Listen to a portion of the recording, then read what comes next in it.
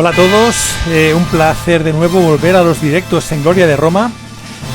Sé que muchos de vosotros me habéis estado pidiendo, reclamando la vuelta de uno de los invitados especiales, que ya creo que es un líder ya de los directos de Gloria de Roma. Es el gran Magister Militum per Orientem Sergio Alejo, amigo ya ante todo, pero también historiador, también divulgador, gran divulgador que está en todos lados. Una persona que aprecio un montón y que sabe muchísimo de lo que es el Imperio Romano de Oriente. ¿Y qué tenemos hoy? Tenemos hoy un programa en el cual vamos a hablar de una de las partes de la historia de la Hispania, de los hispanos, tanto los europeos como allende los mares en América.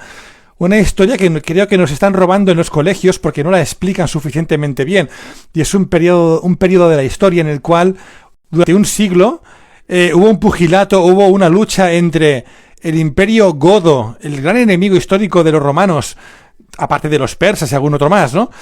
Pero un gran enemigo romano que estuvo asentado en Hispania durante siglos, y de repente las águilas del imperio vuelven a aparecer varios siglos después de la caída de Roma de Occidente.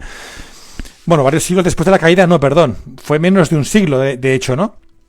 Pero ya hacía un tiempo que los godos dominaban la península ibérica a su antojo, y los romanos, hispano-romanos de la península ibérica, pues se habían hecho un poquito a ellos, ¿no? Realmente el contingente que entró en Hispania, lo que yo recuerdo haber visto en algún lado es que no superaba 80.000 efectivos. En aquella época, tengamos en cuenta que eso tampoco era mucho. A nivel poblacional, sí que a nivel de ejército, pues todo era godo, básicamente, pero a nivel poblacional el sustrato que había ahí era básicamente hispano-romano. ¿Qué sentirían aquellos hispanos del sur al ver de nuevo aquellos dromones provenientes de Oriente que volvían a restituir la gloria romana en tierras hispanas? Esto ocurrió durante casi un siglo. Tuvimos aquí a los romanos luchando con los godos. De hecho, hubo algún tiempo de paz y de coexistencia, ¿no? Pero realmente hubo confrontación, hubo batallas durante el siglo VI, durante el siglo VII, poco antes de la llegada del Islam, ¿no? Es un periodo fascinante y que nos han robado. Así que quién mejor que nuestro amigo Sergio Alejo para ilustrarnos sobre ello. Antes de darle a botón para que entre, hola a todos, veo mucha gente amiga por aquí. Antes de que entre, leeremos algún pasaje que me ha seleccionado para leer. El primero de los dos de Procopio de Cesarea, un gran historiador de la época, interesante figura también. Así que si me permitís, vamos a leer un poquito. Vamos allá. Y en Cadira, Cádiz, al otro lado de las columnas de Hércules, que se encuentra a la derecha del estrecho, en la costa de Libia, hubo una fortaleza de nombre Septem, Ceuta, que edificaron en tiempo pasado los romanos, y el tiempo arruinó al no ocuparse de ella los vándalos. Y nuestro emperador Justiniano la hizo fuerte por su muralla y sólida por su guarnición. También levantó allí un estimable templo a la Madre de Dios, vinculando a ella el umbral del imperio y haciendo inexpugnable esta fortaleza para todo el género humano. Esto escribió Procopio de Cesarea, o Cesarea.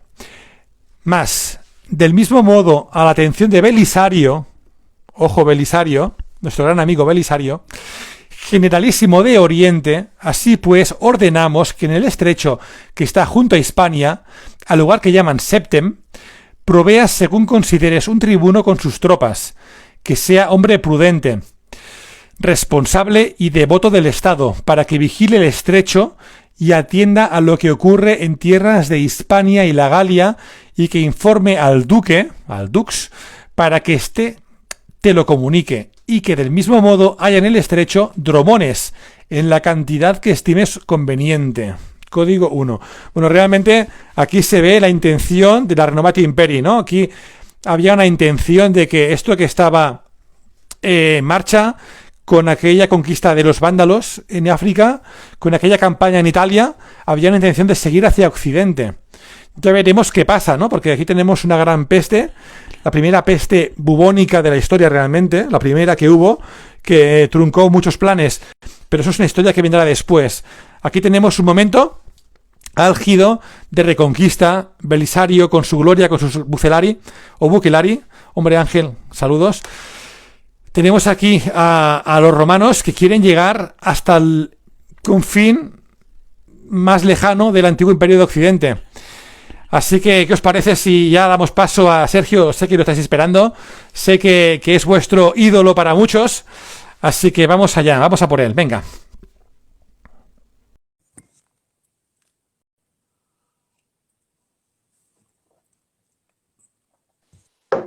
Hombre, ¿qué tal?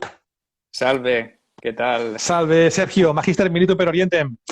¿Qué Bueno, tal? muy bien, con ganas de hablar de este tema tan interesante, ¿no? Que ya lo has dicho muy bien tú en la introducción, una historia robada, una parte de la historia robada, no tratada, entonces parece que ser obviada, ¿no? Parece como que cuando cae el Imperio Romano hasta el 711, cuando entran los árabes cuando entra el Islam en la península ibérica, no sucede nada, ¿no? Parece que como todo es tranquilo, los visigodos hacen sus cosas, nadie les molesta y nada más lejos de la realidad, ¿no? Hay tiempos muy, muy convulsos, muy complejos y que realmente pues merecen ser explicados, ¿no? Y por eso pienso que siguiendo la estela de lo que dejamos ya con Belisario, porque realmente esta conquista esta conquista bizantina de Hispania, esta conquista por parte del Imperio Romano de Oriente, no deja de ser una parte de esa renovatio imperii que empezamos a tratar y que desarrollamos desde el punto de vista exclusivamente de Belisario, ¿no? Porque hubieron más personajes, más protagonistas y sencillamente fue más amplio, ¿no? La renovatio fue algo de gran envergadura, de gran magnitud y en la cual no solo estuvo África e Italia, ¿no? Parece que nos tendemos a conformar con esto, que ya es mucho, ¿no? Visto el éxito, porque realmente también la parte de la Renovatio Imperii queda que también como algo relegado al olvido. Lo hemos tratado de recuperar, le dedicamos 7 sesiones y yo pienso que era de ley dedicarle algo a Hispania también, ¿no? Porque forma parte de ese periodo, de ese gran proyecto, de ese sueño de Justiniano, ¿no? Tremendo.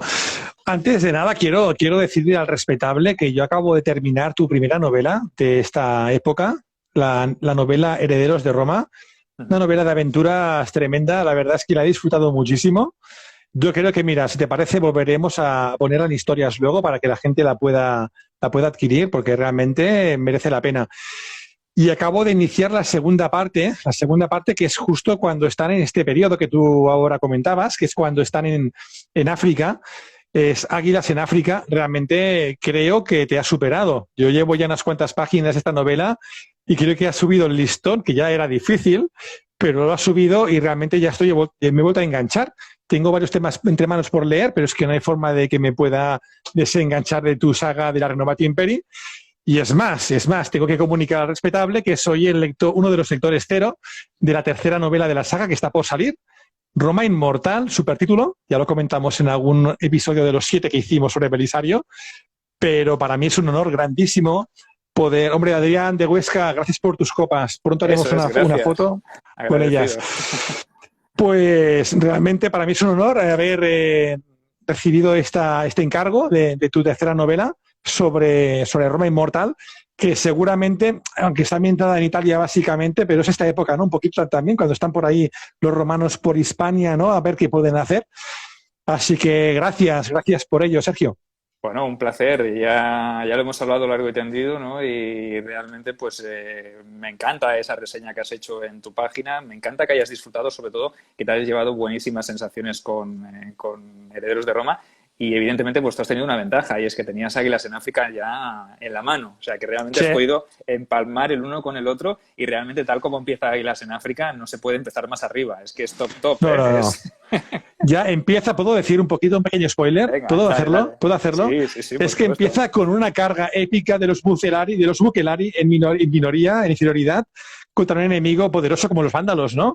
Recordemos que esta gente son los hijos de Genserico, los que humillaron a Roma tremendas veces, a Roma occidental, ¿no? y se enfrentan a una carga épica y empieza la novela con una, hablando mal, bueno, hablando vulgar, con una caña tremenda, tremenda, me gusta mucho. Y bueno, y realmente yo creo que ya estoy enganchado y no voy a parar hasta que lo termine, así que te felicito. Además está muy bien escrita esta novela, muy bien iniciada. La primera es buena, pero la segunda creo que aún es mejor. Y la tercera, por lo poco que ya vislumbro, tiene pinta de ser tremenda. Así que nada, Oye, mis y más... no descarto que la saga Renovatio Imperi acabe en España, ¿no? Es que ya visto el éxito, realmente, imagínate, ¿no? Lo que da Hombre, de sí esta parte. algo podría pasar por ahí. Algo podría pasar por ahí. Así que yo creo que no sería mala idea que algo ambientes en lo que vamos a comentar ahora, ¿no? Ujú. Tremendo. Hispania, la tierra de los godos en ese momento. ¿Qué hacen las águilas ahí? ¿Qué pintan las águilas de Roma? ¿Qué pasó ahí, Sergio? Nos metemos en materia ya, entonces, ¿no? Yo Vamos creo a que sí. darle caña, que nuestros videoyentes deben estar ansiosos por saber. Después de haber conocido toda la historia de la Renovatio, pues tenemos África, tenemos Italia y todos pensarían, bueno, pero el Imperio Romano de Occidente era más amplio, ¿no? O sea, ese sueño de Justiniano, esa empresa que encomendó a sus generales y a sus tropas, pues oye, tendría que ser algo más ambicioso, porque ya que te pones, pues si tu sueño es conquistarlo todo, ¿por qué no fuiste más allá, ¿no? Evidentemente ya hablamos de los inconvenientes, de los obstáculos que se encontró en su camino, no solo del tema de los recursos económicos, porque evidentemente movilizar grandes ejércitos, ya vimos que las tropas que llevó Belisario a África y luego a Italia tampoco es que fueran ejércitos numerosísimos, ¿no? Porque siempre había que tener un ojo pendiente de Oriente, ¿no? Porque ahí estaban siempre los persas sasánidas preparados, ¿eh? Corroes siempre estaba allí como diciendo, a ver cuándo los romanos se enfrascan en jaleos en Occidente y yo aprovecho y rompo esa paz eterna, que tenía todo menos eterna, era paz quizá, pero momentánea, ¿no? Interesada. Así es. Y claro, no solo eso, ¿no? Porque claro, invertir recursos, hombres, dinero, todo, pues suponía un desgaste también económico, porque para sufragar campañas y para levantar ejércitos, obviamente necesitabas exprimir, ¿no? Fiscalmente, ya es lo que decimos, ¿no? ¿Te acuerdas de los disturbios de la Nicá, ¿no? Que venían también un poco, bueno, podríamos decir que eran una consecuencia de esa voluntad de hacer algo que era muy grande y que obviamente pues requería dinero, ¿no? Si a todo eso le añadimos los hándicaps que podían ocasionar, como ya has dicho tú bien en la entrada, esa plaga justiniana, esa peste bubónica, esa primera peste bubónica documentada que has dicho muy bien.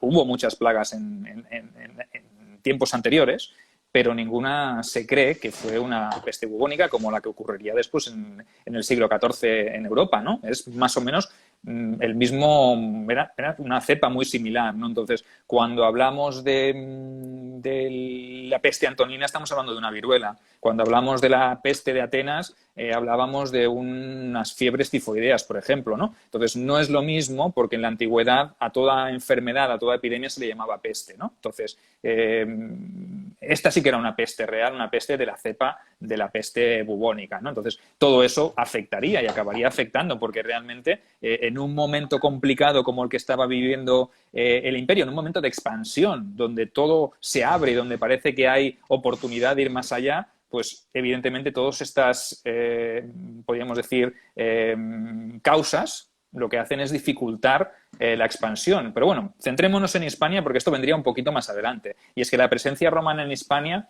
ya estaba documentada antes de que brotara esta epidemia, ¿no? La epidemia la debemos ubicar en torno, si os acordáis de los directos, en torno al año 541-42 empezamos a tener los primeros brotes de esta plaga.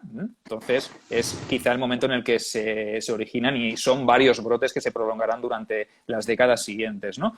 Pero antes de ese 542, 543, pues ya tenemos a los romanos en esa ciudad que tú has nombrado al empezar el programa, ¿no? En Septem, en una ciudad, una antigua fundación, una antigua ciudad romana, erigida en tiempos más gloriosos, en tiempos mejores, y que había sido abandonada y había sido ocupada por los propios visigodos, ¿no? Era como un poquito una avanzadilla, ¿no? Es decir, aquí la tienes. tenemos un plano de la ciudad que has conseguido, muy bien, buen trabajo, recibirás tus denarios, tus sólidos. Gracias, Sergio, gracias.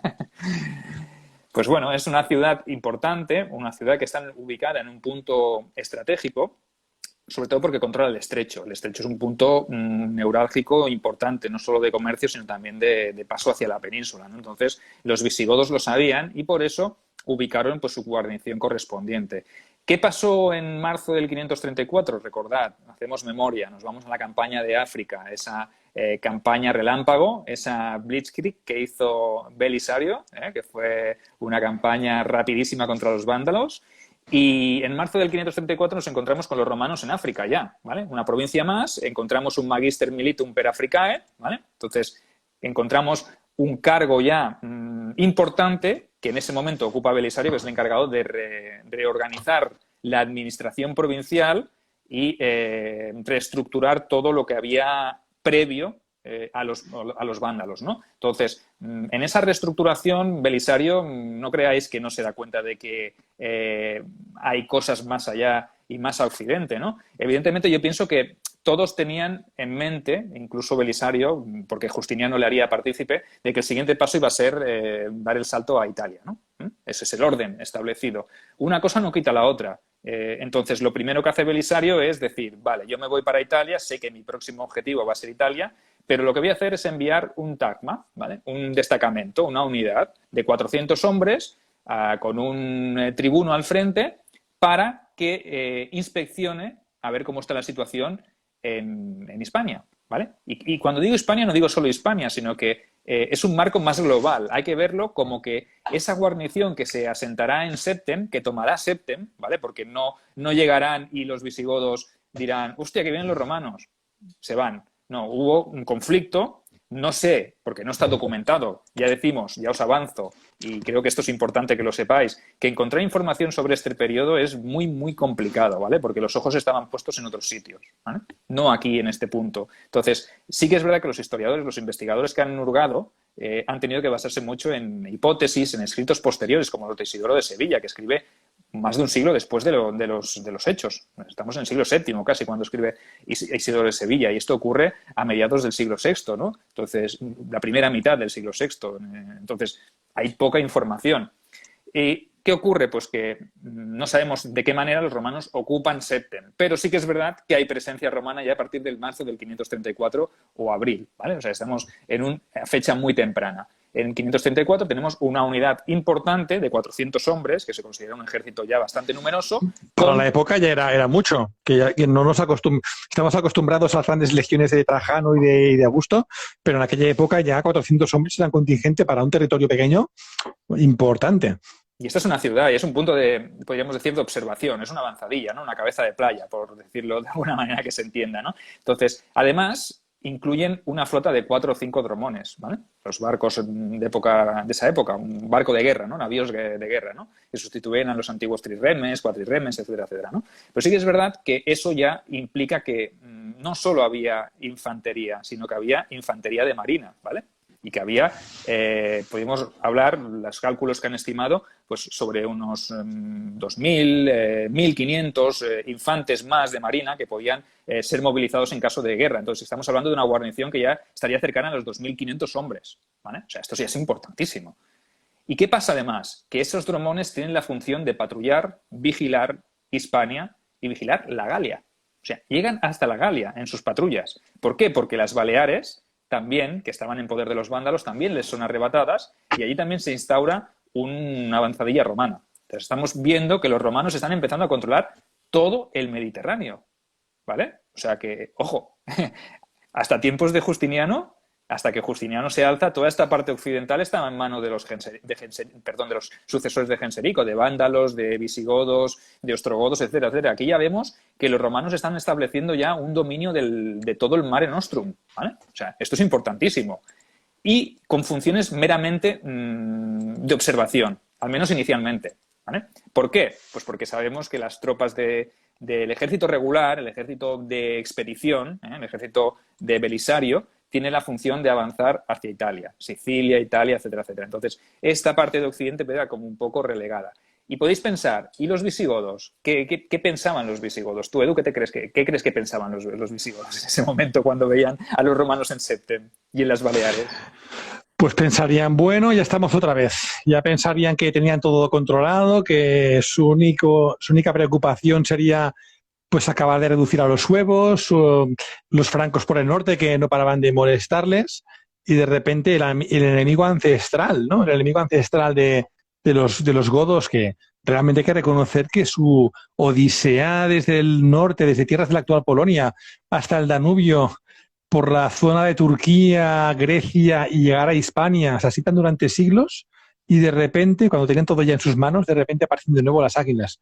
Y las águilas controladas por Belisario, que eso no es cualquier cosa, ¿eh? Claro, y Teudis, que es el rey de los visigodos en este momento, del cual hablaremos ahora un poquito más adelante también, porque tiene una historia también bastante peculiar. Este rey Teudis recibe, sabemos, hay constancia de que él ya recibió una embajada de Gelimer. Gelimer ya le avisó en su momento, ojo que tengo a los romanos en África, necesito ayuda. Quizá Teudis dijo, bueno, yo voy a esperarme a ver cómo va todo, a ver qué le ocurre y nada, y lo siento amigo, no te puedo ayudar, ¿vale? Pero yo tengo que preocuparme por mi reino porque, como tú bien has dicho, pues por el norte tengo los francos y, bueno, las amenazas también las tengo. Evidentemente no me voy a meter en una guerra contra el Imperio Romano, que de momento no me ha declarado la guerra, que eso ya es mucho, ¿no? Entonces, sí que es verdad que tonto no sería Teudis y diría, hombre, ya tengo los romanos en Septem, los tengo en las Baleares, sé que van a ir a Italia, pero ¿y después de Italia? Puede ser que me toque a mí, ¿no? Entonces, hombre, de que realmente los godos controlaban teóricamente ambos lados del estrecho. Tener ya en la retaguardia, tener ya ahí en un contingente del Imperio Romano cuando realmente acaban de someter a los vándalos en tiempo récord, como tú decías, en el concepto este germano de la campaña de relámpago, tan interesante, es que yo soy rey, estoy en Toletum, soy rey godo y pienso, buah, es que en cualquier momento me viene aquí un ejército invasor para hacer una campaña de conquista de toda la provincia, de todo el reino en realidad, ¿no? Claro, yo pensaría incluso siendo Teudis, yo hubiese, que no lo sé porque no está documentado evidentemente, sabemos que sí que más adelante haría algún movimiento táctico y algún movimiento militar, pero yo en este momento lo que hubiese hecho siendo Teudis hubiese intentado sacar algún contingente, algún ejército y desplazarlo hacia el sur, ¿no? Por lo menos hacia la zona del Guadalquivir, ¿no? Y tener, pues, en Córdoba, en Hispalis, en Gadir, ¿no? En ciudades importantes, tener un punto de observación para ver qué están haciendo los romanos al otro lado. Porque sí que es verdad que tendría sus amenazas en el norte y que dos fronteras son difíciles de defender y, como tú has dicho bien al principio, pues el pueblo godo, el pueblo visigodo, la parte visigoda de los godos, porque ya sabéis que hay dos ramas, ¿no? Los ostrogodos que estaban en Italia y los visigodos que estaban en Hispania, aunque eso no es tan cierto y tan fácil de explicar, porque a continuación os lo explicaremos. Sí que es verdad que son dos frentes y que realmente pues que tienen muchas preocupaciones, pero ¿cuántos efectivos podía tener realmente? Tú has hablado antes de 80.000 efectivos, ¿no? De población goda, 80.000 ¿no? ciudadanos bueno, claro. Personas. ¿De ellos cuántos serían soldados? ¿El 10%? Quizás, claro, ¿el 20%?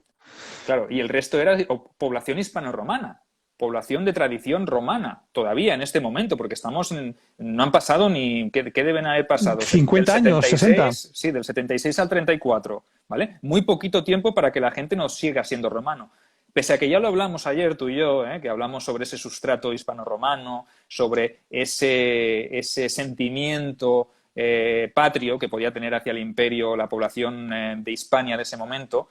Quizás cuando hablamos en esto yo te lo dije, ¿no? A ver, yo pienso que la gente de Italia, los italos-romanos, sí que tendrían todavía más reciente la caída del imperio, pero los hispanos siempre tendrían en la memoria, yo pienso, un remanente de que habían sido olvidados antes, ¿vale? Sí, dijimos, porque ¿no? De hecho es bajo el foedus, ¿no? El foedus de los visigodos ya desde el siglo IV, que ya llevaban más de 100 años antes de la caída de Roma, que tenían una autonomía bastante amplia, ¿no? En cuanto a defensa militar, en cuanto a mil historias.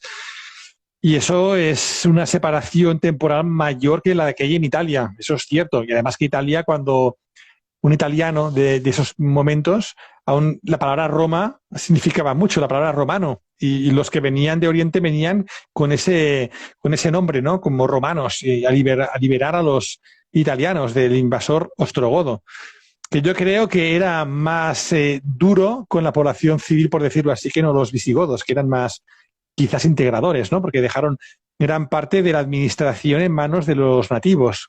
Y la gente del campo, pues bueno, seguía trabajando a su manera, con su libertad. Imagino que era muy diferente que estar a lo mejor en Roma, capital, bajo un tirano bárbaro que les imponía a lo mejor, yo qué sé, impuestos excesivos quizás, o era algo diferente, ¿no? La forma de sentir la dominación germana en Italia y España, quizás. Yo creo que sí. Es más, luego cuando hablemos de la ocupación romana, porque ocuparán, no os preocupéis, que sí, que los romanos llegarán a estar en suelo hispano, ¿vale? También lo debatimos, ¿no? ¿Qué pasó con esa población hispano-romana? ¿Se sintió liberada? ¿No se sintió liberada? ¿Se sintió como los italianos, como los romanos, por ejemplo, cuando Belisario entró en Roma, que fue aquello un paseo triunfal? Difícil. No, es muy diferente. La situación ha cambiado mucho. Realmente los visigodos supieron mantener las estructuras de la administración romana porque funcionaba perfectamente. ¿Para qué vas a cambiar algo que ya funciona bien, no? Y los propios hispano-romanos, sobre todo los latifundistas, los que tenían esas grandes extensiones, sabían que teniendo un Estado que permitía ciertas cosas, ya les iba bien. En cambio, si te viene uno de fuera que tiene una administración muy similar a la tuya o que es muy centralizadora y que quiere tener un control sobre la fiscalidad, puede ser que sea el efecto contrario. Entonces, ojito, no me quiero avanzar, luego lo debatiremos cuando lleguemos a ese momento, pero sí que es verdad que en este momento Teudis quizá sí que había negociado, había tenido acuerdos con la población hispano-romana, estaba de buen rollito con ellos, ¿vale? Había buena relación y parece ser que la cosa no iba del todo mal. Entonces, sí que es verdad que de momento los romanos no son una amenaza, pero los tengo en el otro lado del estrecho. Ojo, yo me imagino al visigodo que está mirando desde allí. ¡Uf! Se ha movido un romano, Uy, veo que está saliendo un dromón del puerto. Uy. Claro, ¿qué va a hacer ese dromón, no? Ojito. ¿Y si los ves en la Galia?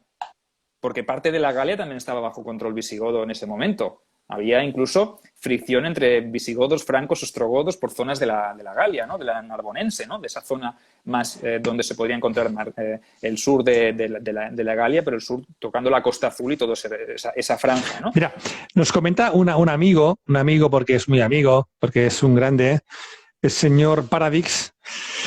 El sentimiento de romanidad sería más fuerte en el litoral mediterráneo, la bética, la cartaginense, la tarraconense, que el norte nunca se romanizó del todo. Ahí había suevos todavía, Exacto, había suevos. No era ni visigodo. Y de hecho, no era ni visigodo, el norte casi, había muchas zonas, muchos valles vascos, de cultura vasca, zonas cántabras también con poca romanización. Y Asturias, esta zona del norte, es verdad que no acabó de tener un sometimiento grande. De hecho, lo que es el norte de la zona un poquito de cultura vasca, Navarra, País Vasco, llegaron a Pamplona, Pompaelo, ahí se quedaron, montaron una ciudad, una base, digámoslo así, que controlaba un poquito la zona, pero más allá de esto, pues tampoco se movieron mucho. Era algo de pasada más que de sometimiento, ¿no? Efectivo. Es cierto que la del sur, la bética, era una zona más fácil, el levante hispano, más fácil de recuperar por sentimiento, quizás, ¿no? Más parecido a Italia, quizás, ¿no? Correcto. Estoy de acuerdo. Sí, me parece una buena apreciación. Y realmente, pues es eso, ¿no? Que aquí, pues, no lo sabemos con certeza porque tampoco hay fuentes que nos expliquen ni nos detallen todo aquello, pero sí que es verdad que la zona del norte, noroccidental, donde están cántabros, astures, suevos también establecidos, etcétera, etcétera, pues oye, siempre quedaba un remanente de cierta autonomía, ¿no? Puedo decir que los cántabros y los astures siempre fueron bastante reacios a integrarse al Imperio Romano o a la República en su momento, ya en tiempos de Augusto. Imagínate todo lo que arrastraron. Cuando llegaron los visigodos, si no se sentían romanos, mucho menos se iban a sentir parte del proyecto visigodo, ¿no? Quizás Asterix y Obelix tienen la fama de que estaban en la Bretaña francesa, pero realmente los Asterix y Obelix de verdad estaban por estas zonas del norte hispano, quizás, ¿eh? Correcto. Digo yo, no sé. Correcto. Y hablaremos algún día, si quieres, sobre los cántabros y las guerras cántabras y todo, porque hubo alzamientos... Hombre, tu saga... Sí. Perdón, hago un inciso, lo siento. Que recordemos que aquí tienes tú una trilogía terminada, las crónicas de Cayo Valerio, ¿verdad? Tito Valerio Nerva. Tito Valerio, perdona, ya me confundí con Cayo Vitelio. Es que ha sido el lapsus de saga. Demasiados nombres, demasiados trianómina, ¿verdad? esta saga está ambientada en esta época, ¿verdad? En la época de sometimiento del norte hispano, Correcto, sí, sí. Ahora va a siglos salir, atrás. y ahora va a salir el cuarto libro, El escudo del cónsul. O sea que Descansa un realmente poco, Sergio, ya. descansa un poco, no paras de escribir, es tremendo. Eres súper Sí, sí. prolífico, me tienes admirado. Muy bien, muy bien. Pues bueno, ya que avanzamos, que ya hemos Sí, comentado en el pasado de que es posible que hagamos alguna saga de directos sobre el tema de esta época. Una época que también dominas tú, porque evidentemente, aparte de que eres historiador y te gusta mucho Roma, para llegar a hacer una tetralogía sobre el asunto, algo te has documentado, ¿no? Algo bueno, sabrás. muchísimo, muchísimo. Sí que es verdad que no paro, como dice aquí el Enigma de Roma, que lo Richie, tenemos por aquí. Richie, ¿qué tal? Un saludo. Richie, hago otro inciso. Richie, que es mi otro lector cero junto contigo de mi futura novela de La Legión Perdida. Ya Otra está, cierro que ojo, ¿eh? paréntesis. Otra que también dará que hablar. ¿Eh? O sea Espero que que sí, ya hablaremos de ello, ya.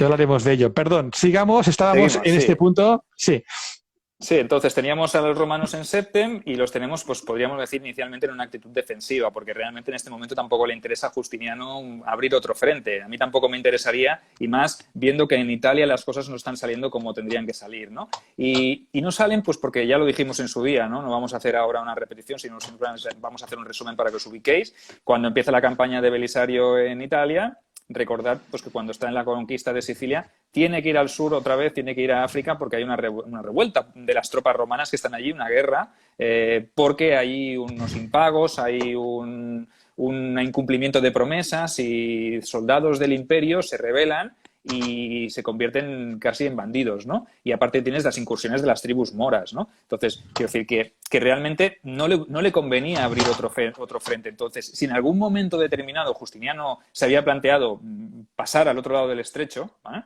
Hacer el salto a Hispania, este momento no es el adecuado, ¿vale?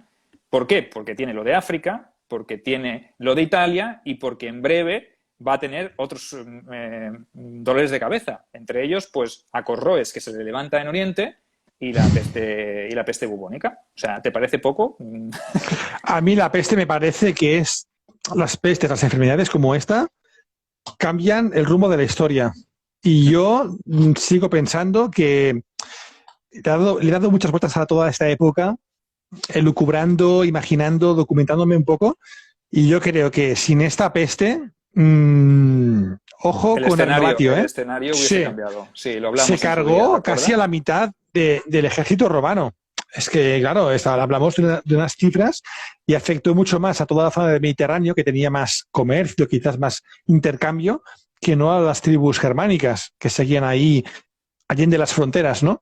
Seguramente si Roma Oriental mantiene a su población íntegra, su prosperidad y sus tropas, la inercia que tenían de avanzar y conquistar, yo creo que Hispania Hubiese caería como caído. fruta madura, como tranquilamente África, creo yo, pero eso ya es Sí, parte de las ucronías famosas, ¿no?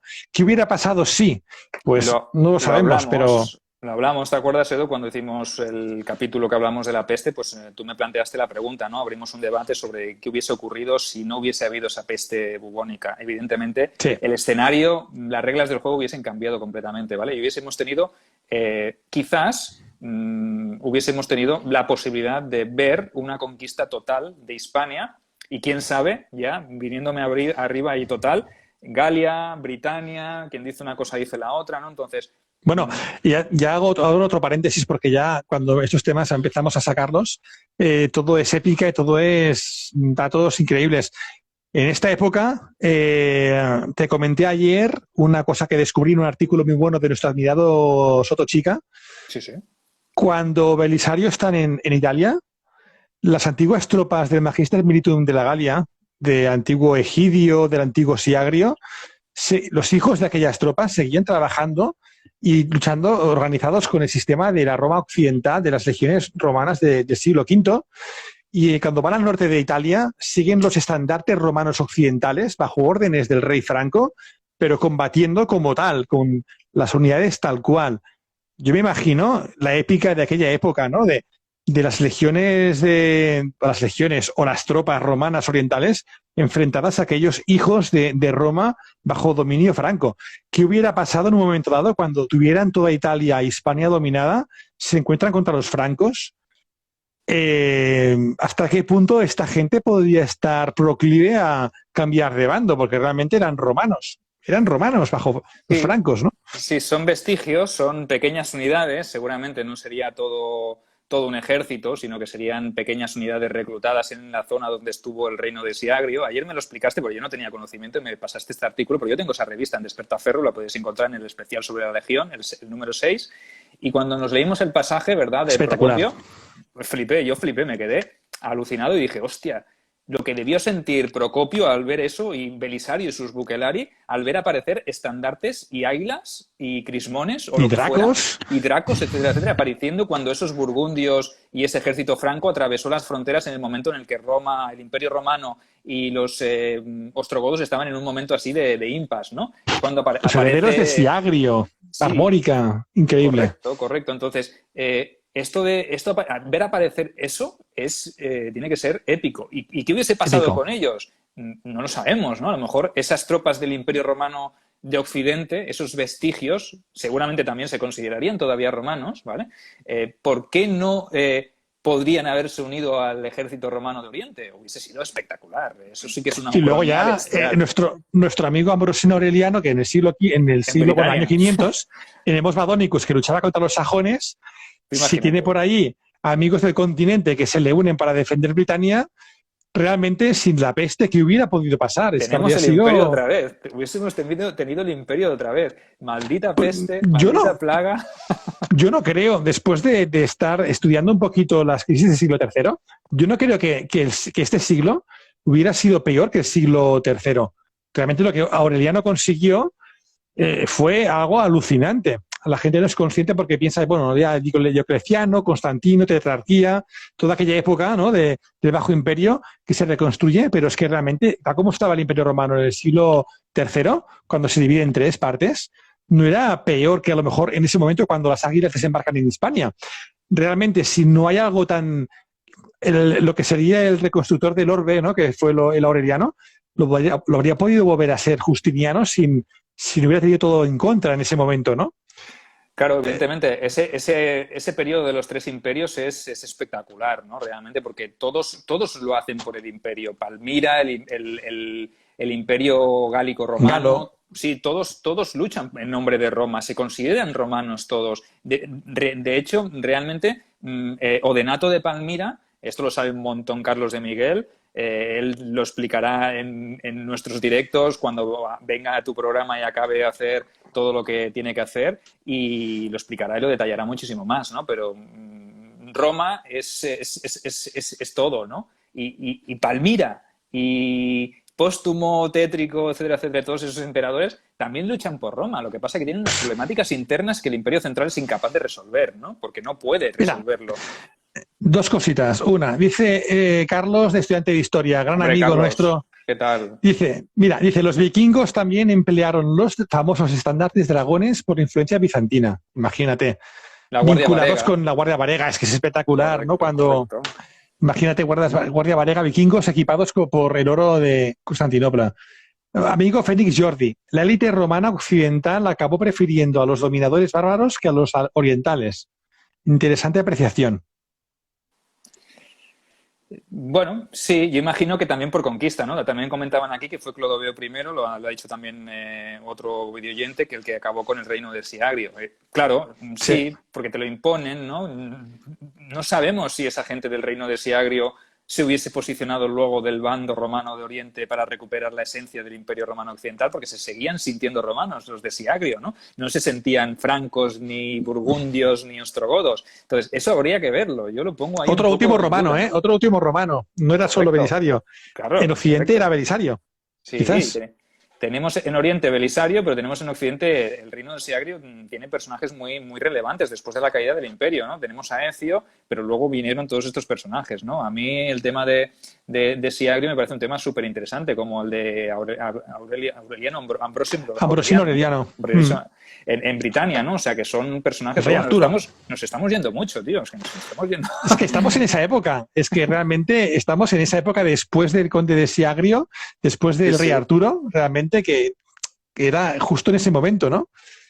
Sí, Qué sí, no, épica, no, ¿no? Qué eras oscuras. Estamos en ese momento cuando llegan las águilas, los dracos romanos de Oriente de nuevo a Hispania, es cuando ha concluido el reino de Siagrio, ha concluido, bueno, de hecho consiguió la victoria de Montebadon el rey Arturo romano real, ¿no? Y habían pasado unos cuantos años, y está ahí cuando llegan. Sí, y es que realmente es un periodo súper interesante y súper abandonado. Que esto es lo que más rabia me da a mí, te da a ti, Sí, les da a muchísimos, ¿no? O sea, nos da mucha rabia que, por ejemplo, se deje esto de lado cuando realmente hay una cantidad de historia y una cantidad de contenido y una cantidad de material que se podría haber investigado. Evidentemente es un periodo más oscuro, ¿no? Las fuentes de este momento pues quizá son más tardías y no se puede recuperar nada del momento. O sí, indagando, lo que pasa es que a lo mejor interesa que se olvide, ¿no? También es verdad que ¿para qué meter a los romanos de Oriente otra vez en Hispania cuando podemos pasar de los visigodos a los musulmanes, ¿no? Entonces, es más rápido, más sencillo y pasamos de la gloria de Roma a los musulmanes, ¿no? Y entre medio ahí incluso la propia historia de los visigodos, hasta el año 711 hay muchísima, muchísima movida cuatro interna, ¿no? siglos Es enteros, mucho 4 siglos tiempo, verdaderos, ¿eh? es mucho Ojo. tiempo, o sea que es una España pasada. tiene de historia como tal, España, 5 siglos y poco más. Hablamos que los Correcto. visigodos tuvieron 4 siglos de predominio hispano. Es que es mucho tiempo. Y entre ellos tuvimos este capítulo de casi un siglo de enfrentamiento en el sur de Hispania con los romanos orientales. Esto es algo que nos han robado y está ahí. Por eso Bueno, te hemos fichado para este gran capítulo sobre las águilas en Hispania de nuevo. sí, que yo creo que no lo acabaremos, ¿eh? Porque ya No, dividimos el guión en dos y yo hay que creo hacer que dos. da para mucho, da para mucho. Pero bueno, avanzamos un poquito, si te parece, y nos Dale. vamos hasta el año 547. ¿Vale? Podríamos decir que desde el 534 hasta el 547 no se produce un paso a la península por parte de las tropas romanas, pues porque no hay interés y porque sería un suicidio económico y de recursos en general, ¿vale? Entonces, en el 547 sucede, o la situación da un giro inesperado, y es que Teudis, el rey Teudis, ese rey del que hablaremos ahora todos seguidos, explicaremos un poquito cómo fue su historia, quién era y cómo era, aprovecha que la guarnición de Septem ha disminuido, evidentemente pues porque se vería afectada por reestructuración de efectivos, no era un punto tampoco caliente, también se vería afectado, me imagino, por la peste o por enfermedades, etcétera, y él lo que hace es lanzar un ataque, ¿vale? Organiza un ataque, coge una flota, embarca tropas y va hacia el otro lado del estrecho y ataca Septem. Hace como una especie de ataque relámpago y se hace con el control de la ciudad. Pero aquí, sí, nos dice estudiante de historia, Teudis era un general ostrogodo, ese mismo, ¿vale? No era visigodo, ahora Es que entramos en ello. Carlos es un Sí, es un experto, avanzado ya. es muy godo, le gustan Sí, mucho los sí. godos, y es el que nos va a acompañar en el futuro directo a 3 de los Flavios, que ya Bueno, le sí, animo aquí para que se vaya preparando, porque ya... lánzale un guante en la cara ya, a ver si lo coge. Carlos, toma guante. Carlos, queremos hacer contigo el directo de Te los Flavios. regalaremos una taza de Bob Esponja que sé que te ha gustado, que lo has puesto ahí en el comentario. Tú imagínate qué directazo, con los 3 Flavios, ¿eh? Sí, sí, ¿Quiénes son? espectacular. Belisarius es uno, ¿quién más tenemos ahí? Luego tenemos a Ezio y a Estilicón, ¿no? O sea, que imagínate. Vaya 3 Flavios, es tremendo, es que este directo puede ser total, total. Realmente yo lo espero con muchas ganas. Cuando quiera Carlos, ya le podéis, todos los amigos de Gloria de Roma, les podéis escribir en privado a Carlos, estudiante de Le historia. podéis amenazar y decirle que salga ya. Lo podéis intimidar, lo podéis apretar como queráis. Queremos hacer este directo bueno, tú y yo, y él también lo quiere hacer, ¿eh? Lo que pasa que ya sé que tiene la agenda muy, Tiempo. muy completa, Correcto. pero lo vamos a conseguir. Es cuestión de tiempo, puede ser más tarde o más temprano, pero tenemos un directo de los Flavios asegurado. Sergio. Venga, contamos con ello. Contamos con Venga. ello y no se puede escapar. Ahora ya lo hemos puesto contra las cuerdas aquí delante de toda la audiencia. O sea que no se puede escaquear. Bueno, tenemos a los visigodos en Septem. Vale, ahora entraremos un poco en esa conquista de Septem porque vamos a ver que no fue todo tan sencillo ni el resultado fue tan claro.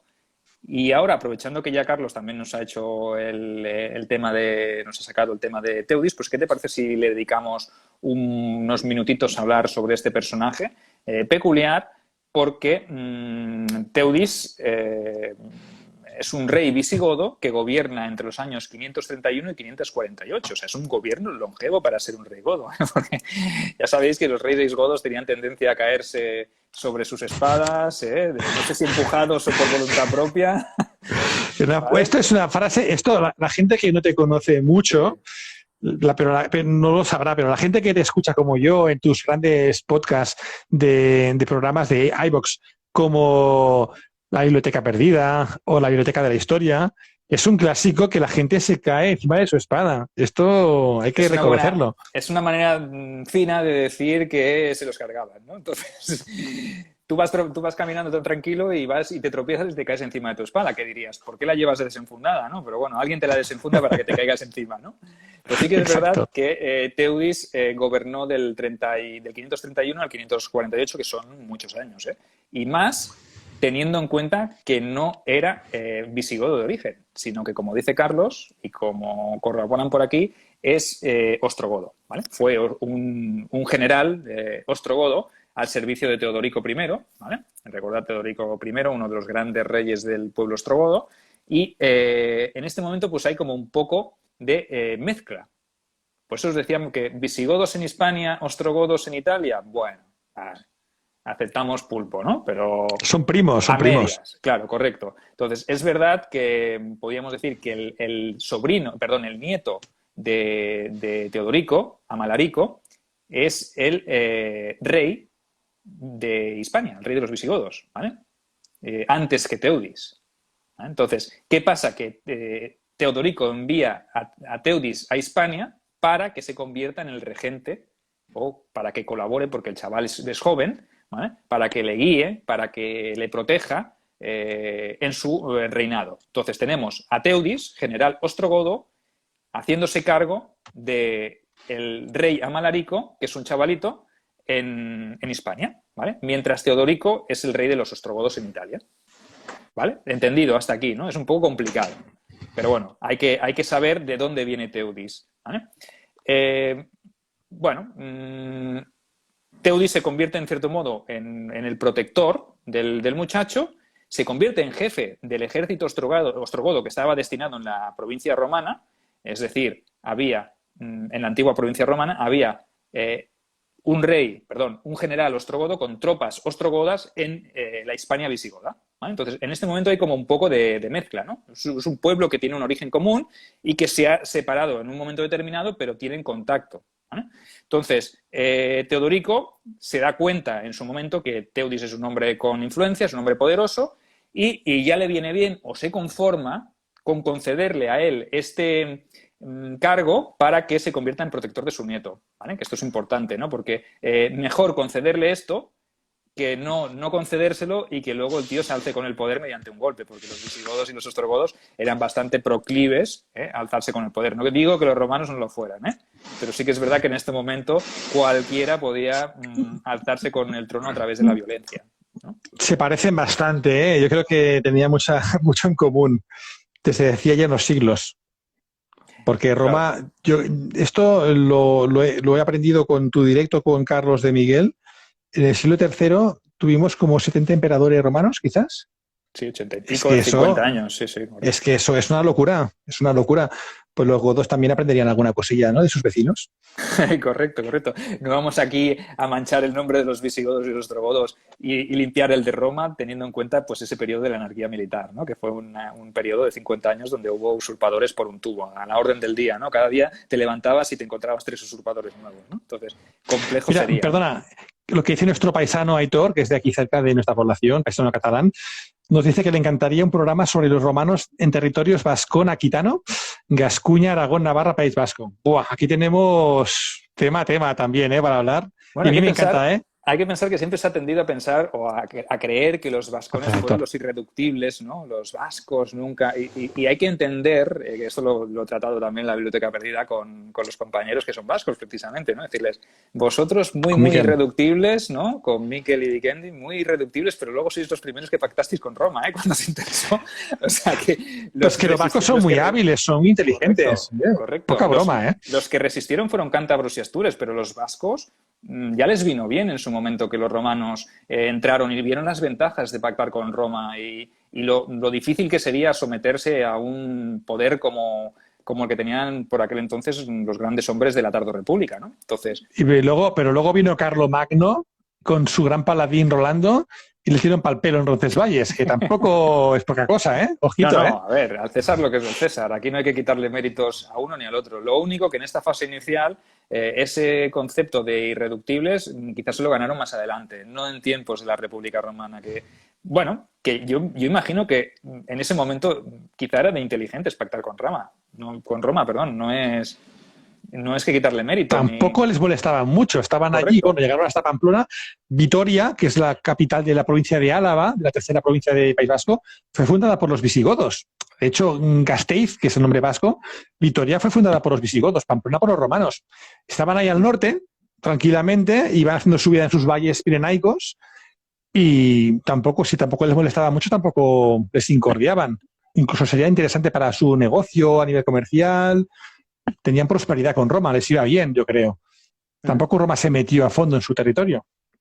Bueno, Roma tenía sus cosas, ¿no? Si tuvo a finales de la República tuvo un montón de reinos vasallos. En Pérgamo, en Capadocia, en la parte de Oriente del Mediterráneo Oriental tuvo muchísimos reinos vasallos, ¿no? Que incluso estos reyes, cuando murieron sin herederos, lo que hicieron fue legar sus reinos a la propia República. O sea, imagínate, ¿no? Evidentemente habría sus tejemanejes y sus historias raras, pero sí que es verdad que Roma tuvo muchos estados vasallos y muchas naciones, ¿no? Entonces, ¿por qué no los vascos lo pudieron hacer en su momento y obtuvieron ventajas, ¿no? Mejor que 20 o 30 años de guerra, ¿no? Y de sometimiento, pues a lo mejor tampoco era tan mala idea, ¿no? Entonces, pero eso es otra cuestión. Ya estamos aquí. Es que nos podemos mover por tantos terrenos. Es imposible parar. Perdona. Voy a callar un rato. Te voy a dejar seguir el guión. No leo nada. Tranquilo. Público, lo siento, durante 10 minutos no voy a leer nada de lo que pongáis. Y solamente me dedicaré a escuchar lo que diga Sergio. Que si tranquilo, Edu, que es tu casa y que si hay que priorizar también al videoyente, que también es verdad que al videoyente le gusta que se lean todos los comentarios, y ya pedimos disculpas porque como vais comentando tanto, no podemos nombrarlos todos, pero sí que es verdad que ojalá pudiéramos dedicar lo vemos todo. Algún programa a simplemente hacer una interacción, ¿no? Yo que sé, algún día, si os parece, pues si Edu te parece bien, pues hacemos un mano a mano con el público y ya está, que vayan preguntando, ¿no? Sin pasaros mucho, que no os cebéis porque luego nos metáis caña ahí, nos metáis en compromisos, ¿no? Pero bueno, esto también es un poco autorreto, ¿no? Pero bueno. Venga, pues lo hacemos, Sergio. Venga, cuando acabemos el tema de Bizancio en Hispania, hacemos algún día un insider de estos, ¿no? Con el público. Correcto. Y lanzamos el guante al público y hablamos con ellos de lo que ellos quieran. Venga, va, lo hacemos. Venga. Apuntado pues queda. Continuamos con los ostrogodos y los visigodos y sabemos pues que en el año 522 Amalarico fue proclamado rey de los visigodos, quedó bajo la tutela de su abuelo Teodorico, que estaba en Italia, y controlado por Teudis, que estaba en Hispania, ¿vale? Esa es la radiografía del año 522, ¿vale? Pocos años después, en el 526, sabemos que Teodorico pues, ya era un hombre mayor, murió y quedó Amalarico como sucesor en Hispania, ¿vale?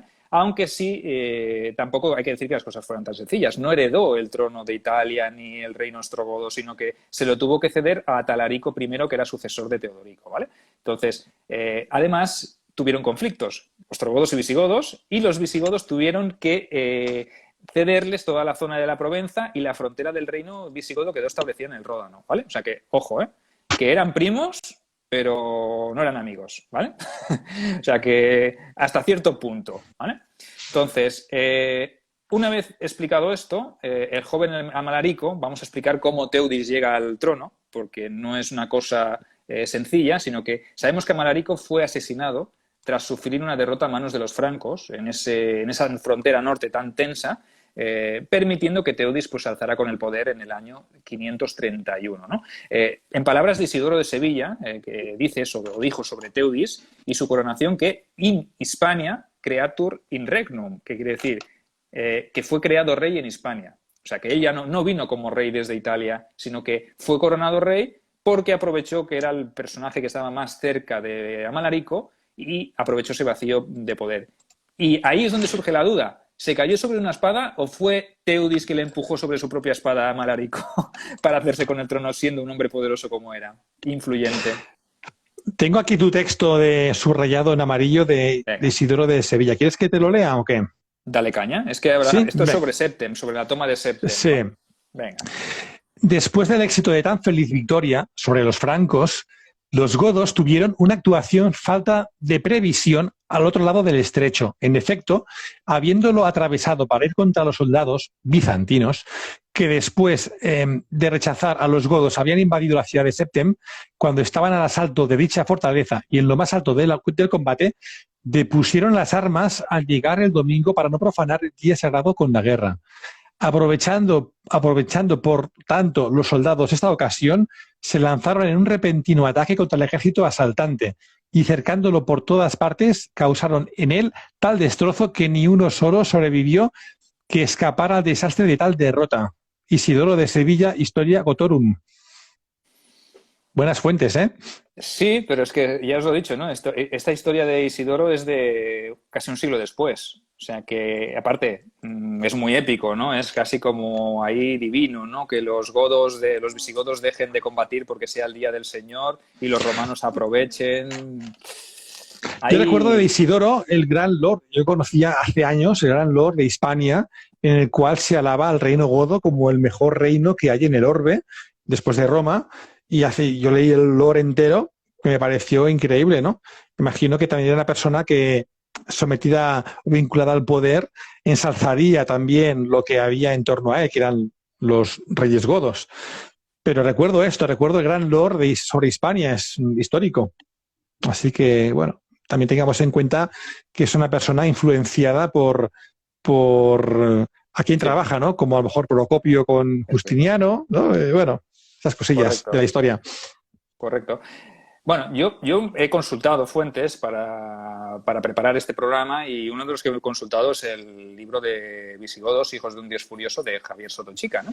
Y es un crack. Perdón, José Sotochica, que lo tienes aquí, ¿verdad? Es un libro muy interesante que os recomiendo, que habla mucho sobre este periodo, que podéis encontrar un análisis bastante profundo, y él entra un momento en este punto de la toma de Septem, en este tratado, en este texto de Isidoro de Sevilla, que lo pone entre comillas, ¿no? Se puede coger siempre las fuentes con pinzas y en este caso todavía más, ¿no? Y él lo que dice es que lo más probable es que habría sido que los visigodos sí que hubiesen logrado tomar la ciudad de Septem, pero no la hubiesen logrado conquistar toda, sino que los romanos hubiesen mantenido el control del puerto y de la ciudadela, y eso pues obviamente son los baluartes de una fortaleza, ¿no? Y se habrían reorganizado, hubiesen tenido el tiempo suficiente para reorganizarse y habrían hecho un asalto nuevo para recuperar el control total de la plaza, ¿no? Y que hay que constancia, o que esto ya pone en tela de juicio, si se mató a todos los visigodos, si toda esa fuerza expedicionaria fue arrasada. La cuestión es que sí que aquella operación de Teudis fue un fracaso, ¿vale? Inicialmente quizá fue un éxito porque se conquistó parcialmente la ciudad, pero los romanos, en un alarde de valentía y de gloria, pues recuperaron la ciudad y expulsaron y aniquilaron al ejército invasor. Al ejército, a la fuerza invasora, ¿vale? Entonces, ¿qué pasó? Pues que Teudis de nada le sirvió haberse erigido en un gran rey y haber gobernado durante 17 años. No le sirvió de mucho, ¿no? Porque su cabeza, pues también fue clavada de una pica, ¿vale? Épico, ¿eh? Decirlo así. No sé cómo murió, sí que es verdad que tampoco murió de causas naturales, y fue su general, o uno de sus generales, un tal Teudisclo, quien se encargó de hacerle pasar la mejor vida y convertirse él en rey, ¿vale? Pero ese tampoco gobernaría demasiado, porque ya sabemos que los reyes godos eran Mira, bastante... creo que ya plazo de tiempo de silencio ha pasado. Aquí dice ¿Ah, sí? Carlos que Teudis Vale. contaba con cerca de 10.000 hombres a su disposición como guardia personal. Así cualquiera se erige rey, ¿no? Eran buenos soldados. No sé si tan buenos como los Pucelari del Conde, del Comes Belisario, pero eran buenos seguramente. Claro, y también es verdad que esos 10.000 hombres no fueron los que entraron en Septem. Evidentemente sería una fuerza expedicionaria bastante inferior, teniendo en cuenta que el ejército romano o la guarnición romana también era bastante menor, ¿no? Entonces no desplazaría a 10.000 hombres. Si hubiese tenido 10.000 hombres a su disposición, Septem hubiese caído tarde o temprano, ¿no? Entonces, por muchos recursos que hubiesen tenido los defensores romanos, no hubiesen podido hacerle sombra, ¿no? Entonces sí que es verdad que Teudis lo pagó con la vida y luego Teudisclo pues también se alzó con la corona, pero fue efímera, ¿no?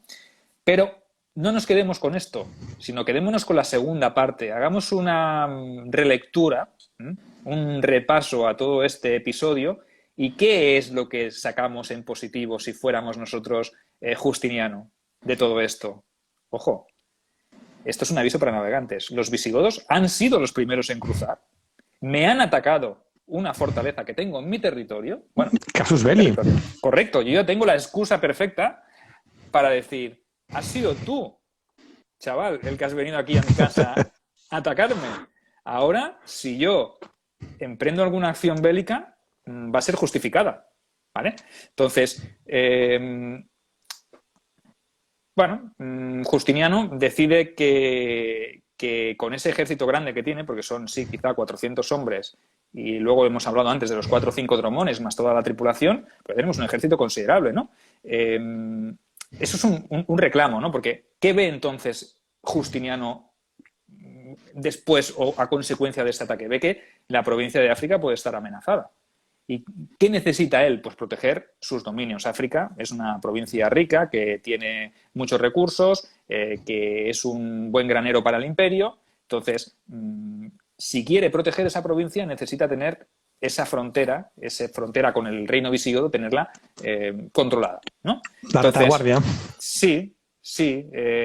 Por lo menos necesitamos el sur y el sudeste peninsular, ¿no? Que las amenazas no puedan provenir de ahí, más cuando Teudis ha embarcado un ejército y te lo ha enviado a Septem. ¿Quién dice que no hace lo mismo con Cartago? Por ejemplo, puestos a pedir. Entonces, con la renovatio en marcha, yo no me puedo permitir tampoco que me ataquen de esa manera, ¿no? De todas maneras, hay que pensar que para los romanos Hispania seguía siendo un objetivo. Era parte del Imperio de Occidente. Entonces, realmente, yo pienso que ahí lo tenía grabado en la retina, se le quedó ahí en la retina grabado a Justiniano, decir, vale, tú me has atacado, pero tranquilo, arrieritos somos. Y bueno, la oportunidad se demoró un poco en el tiempo, ¿vale? Pero sí que es verdad que en el 552 parece que todo se asienta un poco más en Italia. En el 552 nos encontramos que en Italia los ostrogodos que se habían vuelto a alzar son reprimidos, castigados duramente en esa expedición o en esa campaña militar, en esa tercera guerra gótica de la que nombramos así un poquito por encima en los directos de Belisario porque no nos interesaba hablar de Narsés, pero que sí que podemos volver a hablar y desarrollarla cuando quieras también. O sea que otro guante, otro reto aquí, ¿no? Sí que es verdad que en el 552, 553 tenemos ya una Italia bajo control y sí que ha llegado quizá el momento de decir, vale, tenemos Italia, tenemos África, tenemos Oriente más o menos controlada, ¿podemos centrarnos en Hispania? Eso es lo que se plantea Justiniano. ¿Ha llegado el momento de hacer algo? Pues quizás sí que había llegado el momento de hacer algo, ¿no? Y esa desunión entre los propios visigodos pues también fue lo que aprovechó Justiniano, quizá no para conquistar España, pero sí para proteger sus fronteras, ¿no? Y intentar obtener algo de ellos, de esos visigodos. Es curioso porque este tipo de división es la que propició luego la entrada tan fácil de Tarik en Hispania, ¿no? A poco tiempo después, tampoco son un siglo y pico más tarde, ¿no? El mismo caso, ¿no? La desunión de los visigodos fue la que propició la entrada del Islam. Si llegan a estar unidos, no entran. Aquí poco faltó, igual lo que hablábamos, ¿no? Que hubo impedimentos geoestratégicos, la pandemia, que impidieron que Justiniano intentara hacer lo mismo. Pero al Islam entró así, por la división interna que hubo en el reino hispano. Correcto, nos comentaban aquí Historia, nos dice, si hablamos de Liberius, hablaremos de Liberio, que Liberio en teoría es el general al cual se le atribuye la campaña. La conquista. Sí, bueno, el inicio de la conquista. Luego explicaremos algún otro dato que quizá no lo deja demasiado claro, ¿no? Pero sí que es verdad que en junio del año 551, pues lo que hace Justiniano es reunir un poderoso ejército. ¿Y lo hace en base a qué? ¿Vale? ¿Por qué? ¿Lo hace por mutuo propio? No. ¿Quién le reclama? ¿Quién le pide ayuda? Ahora os vais a quedar de piedra, ¿vale? Os vais a quedar plasmados. Seguramente que muchos pasmados, muchos de vosotros lo conoceréis ya el episodio, ¿vale? Resulta que el rey Agila, o Águila, o Agila, o Águila, Agila, como lo queráis llamar, ¿vale? Los nombres visigodos pues son un poco complicados, ¿eh? Pero este rey Agila lo que hace es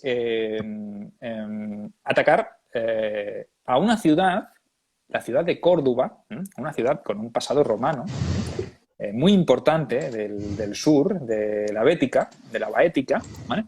Que se rebela contra la autoridad visigoda, ¿vale? O sea, y allí hay un noble, un aristócrata visigodo de nombre Atanagildo, quedaros con este nombre, que ante la amenaza por parte del ejército visigodo, ¿qué hace? El ejército visigodo quiere decir del ejército del rey Agila, ¿vale?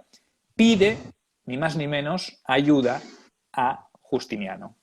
O sea que si juntas la amenaza que había sentido antes el emperador con esta petición de ayuda, ya tienes el casus belli y el motivo por el cual Justiniano reúne un poderoso ejército de cerca de 26.000 hombres y una gran flota para reconquistar lo que sería la zona de Córcega y Cerdeña, a los ostrogodos de Totila, que ya le va bien. Entonces reúne otra segunda flota para recuperar también Sicilia y, como podéis comprobar, pues controla el Mediterráneo totalmente. Y lo que hace es enviarle esa expedición de ayuda a Atanagildo y a los visigodos de Córdoba, ¿vale? O sea, son los visigodos los que le abren la puerta al Imperio Romano de Oriente para que les ayude en su guerra civil, ¿vale? Es una guerra civil. Y sobre esto, pues, Jordanes, en su obra Gética, pues nos narra los hechos de la siguiente manera. Si lo quieres leer tú, Edu, así me da tiempo de ver lo tengo a la mano. taza de Bob Esponja. Venga, dale. Tras él subió al trono Teodegisclo. Ese también es un rey majo, con un nombre majo, que no reinó mucho tiempo porque fue asesinado por los suyos. Es el nombre de Teodisclo, el general aquel, el que mató a Teudis, vaya. Le sucedió a Agila, que continúa reinando ahora. Contra él se sublevó Atanagildo, que llamó en su ayuda a las tropas del Imperio Romano, y por eso fue enviado allí el patricio Liberio con un ejército. Este Jordanes también fue el que narró la batalla famosa de los puentes cataláunicos, si no me equivoco, ¿no? Correcto. O sea, imagínate, ¿no?, lo que narró. Importante, sí. Sí, aquí es donde aparece la figura de este Liberio, ¿no?, que nos comentaba antes un videoyente, ¿no? Pero aquí hay algunas dudas sobre Liberio. Luego las explicamos porque quizás sí que fue en primera instancia, pero no fue el encargado de la conquista de esa zona de la provincia, ¿no?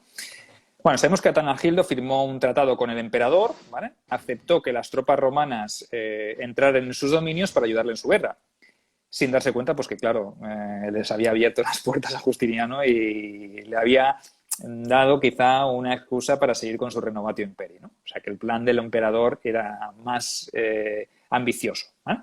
La cuestión es que en el año 552 las tropas combinadas de romanos y visigodos, los de Atanagildo, vencieron en la batalla de Hispalis a las de Agila, ¿vale? O sea, que el ejército visigodo fue derrotado por los rebeldes visigodos y las tropas romanas que había enviado el emperador Justiniano, ¿vale? No fue una derrota definitiva, pero sí que les dieron duro, ¿vale? Sobre esta batalla no he encontrado nada. Desconocida absolutamente, pero existió. Sí. Correcto. Habría que ver, ¿no? Ningún autor nos dice cómo fue esa batalla, sino que simplemente que se produjo un choque donde los rebeldes visigodos o sea, esa facción que se había alzado contra el rey legítimo y los romanos vencieron y derrotaron a las tropas regulares, al ejército del rey. Pero ese ejército del rey se retiró, ¿vale? No fue exterminado totalmente. Incluso dicen las fuentes, que ahora lo leeremos, que los hijos del rey Agila también murieron en esa batalla. O sea, que no fue una batalla fácil ni sencilla, ¿no? Sabemos que Agila se retiró hasta Emérita Augusta, lo cual es un poco complejo, ¿no? Porque irte desde Córdoba hasta Emérita Augusta hay un buen trayecto, ¿no? Quizá se replegó bastante, ¿no? Bueno, la cuestión es que resistió al menos hasta el año 554, más o menos, 555, momento en el que fue asesinado por sus partidarios, ¿no? Sus partidarios lo hicieron quizá empujados por una necesidad, teniendo en cuenta que el reino visigodo estaba en guerra civil y que no les favorecía en nada, ¿no? Entonces continuaron con las hostilidades. Vieron que el poderío de los romanos ayudando a Atanagildo era superior y decidieron que lo mejor era asesinar al rey legítimo y nombrar a Tanagildo rey, dándole la corona, y entre los visigodos ya planearían la manera de sacarse de encima a los romanos que les habían venido a ayudar. O sea que, como podéis ver, en un inicio, la entrada de los romanos es para ayudar a los visigodos, a una facción de los visigodos. ¿Vale? Entonces, Manolete, ¿no? Si lo sabes torear, ¿para qué traes a los romanos a Hispania? ¿No? Pero sí que es verdad que no iba a ser sencillo tampoco y sacarse a los romanos. Una vez ya tenían el pie en Hispania, a ver, échalos tú para su casa otra vez. Complicado, complicado. El gran emperador con su idea de renovatio lo tenía muy clarito, ¿no? Sí, sí. Si quieres, pues puedes leer también sobre esta guerra, sobre este conflicto, esta guerra civil. También Isidoro de Sevilla vuelve a deleitarnos con un texto que he sacado también de la página de Roberto Zapata, ¿no? Que tiene un artículo fantástico, muy interesante sobre este momento, ¿no? Sobre esa guerra intestina entre visigodos. Agila es elegido rey y reina 5 años. Como llevase la guerra contra la ciudad de Córdoba y por desprecio a la religión católica profanase la iglesia del beatísimo mártir Acisclo y manchase como sacrílego el lugar sagrado de su sepulcro con el horror de sus tropas enemigas y de sus caballos, en el combate que se entabló contra los ciudadanos de Córdoba pagó el castigo merecido con que le castigaron los santos, pues víctima de la venganza de aquella guerra no solo perdió a su hijo, muerto allí con gran cantidad de tropas, sino también todo el tesoro real, junto con importantes riquezas. El propio Agila, vencido y entregado a la fuga, preso de lamentable miedo, se refugió en Mérida. Pasado algún tiempo, a Tanagildo, que ambicionaba el reino, le usurpó el poder y con su valor militar aniquiló al ejército que Agila envió contra él a Sevilla. Viendo los godos que se destruían en mutua devastación y más temerosos ya de que los soldados bizantinos invadieran Hispania con ocasión de una ayuda militar, asesinan a Agila en Mérida y se entregan al gobierno de Atanagildo. Asesinado Agila, Atanagildo ocupó el trono que había invadido durante 14 años. Que deseaba desde hacía tiempo privar a Agila del reino que ya había usurpado, había pedido al emperador Justiniano tropas en su ayuda, que después no pudo echar de sus fronteras, a pesar de sus intentos. Isidoro de Sevilla, Historia Gotorum. Lo que decimos, ¿no? Ahora ya los tienes dentro. ¿Qué vas a hacer? Matanagildo. El bueno Matanagildo, pues quizá dijo, yo de momento pido ayuda a los romanos porque no podré derrotar a Agila y luego ya veremos lo que hago, ¿no? Vivo carpe diem, ¿no? Vivo el día y luego mañana ya será otro día y ya veremos qué podemos hacer, ¿no? Sí que es verdad que no tuvo más alternativa que concederles a los romanos lo que querían y eso no eran más que tierras, ¿vale? Y esas tierras obviamente eran tierras en Hispania. Y es que lo que decimos, ¿no? Los romanos seguían considerando Hispania como suya por derecho, ¿vale?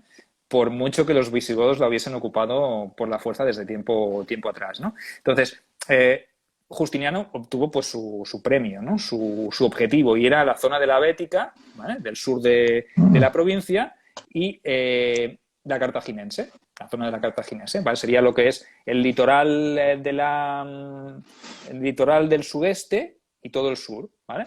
Esa zona sería la zona en la cual se constituiría una nueva provincia, en este caso llamada Hispania, ¿vale? Para diferenciarla quizás de esa Hispania visigoda, ¿no?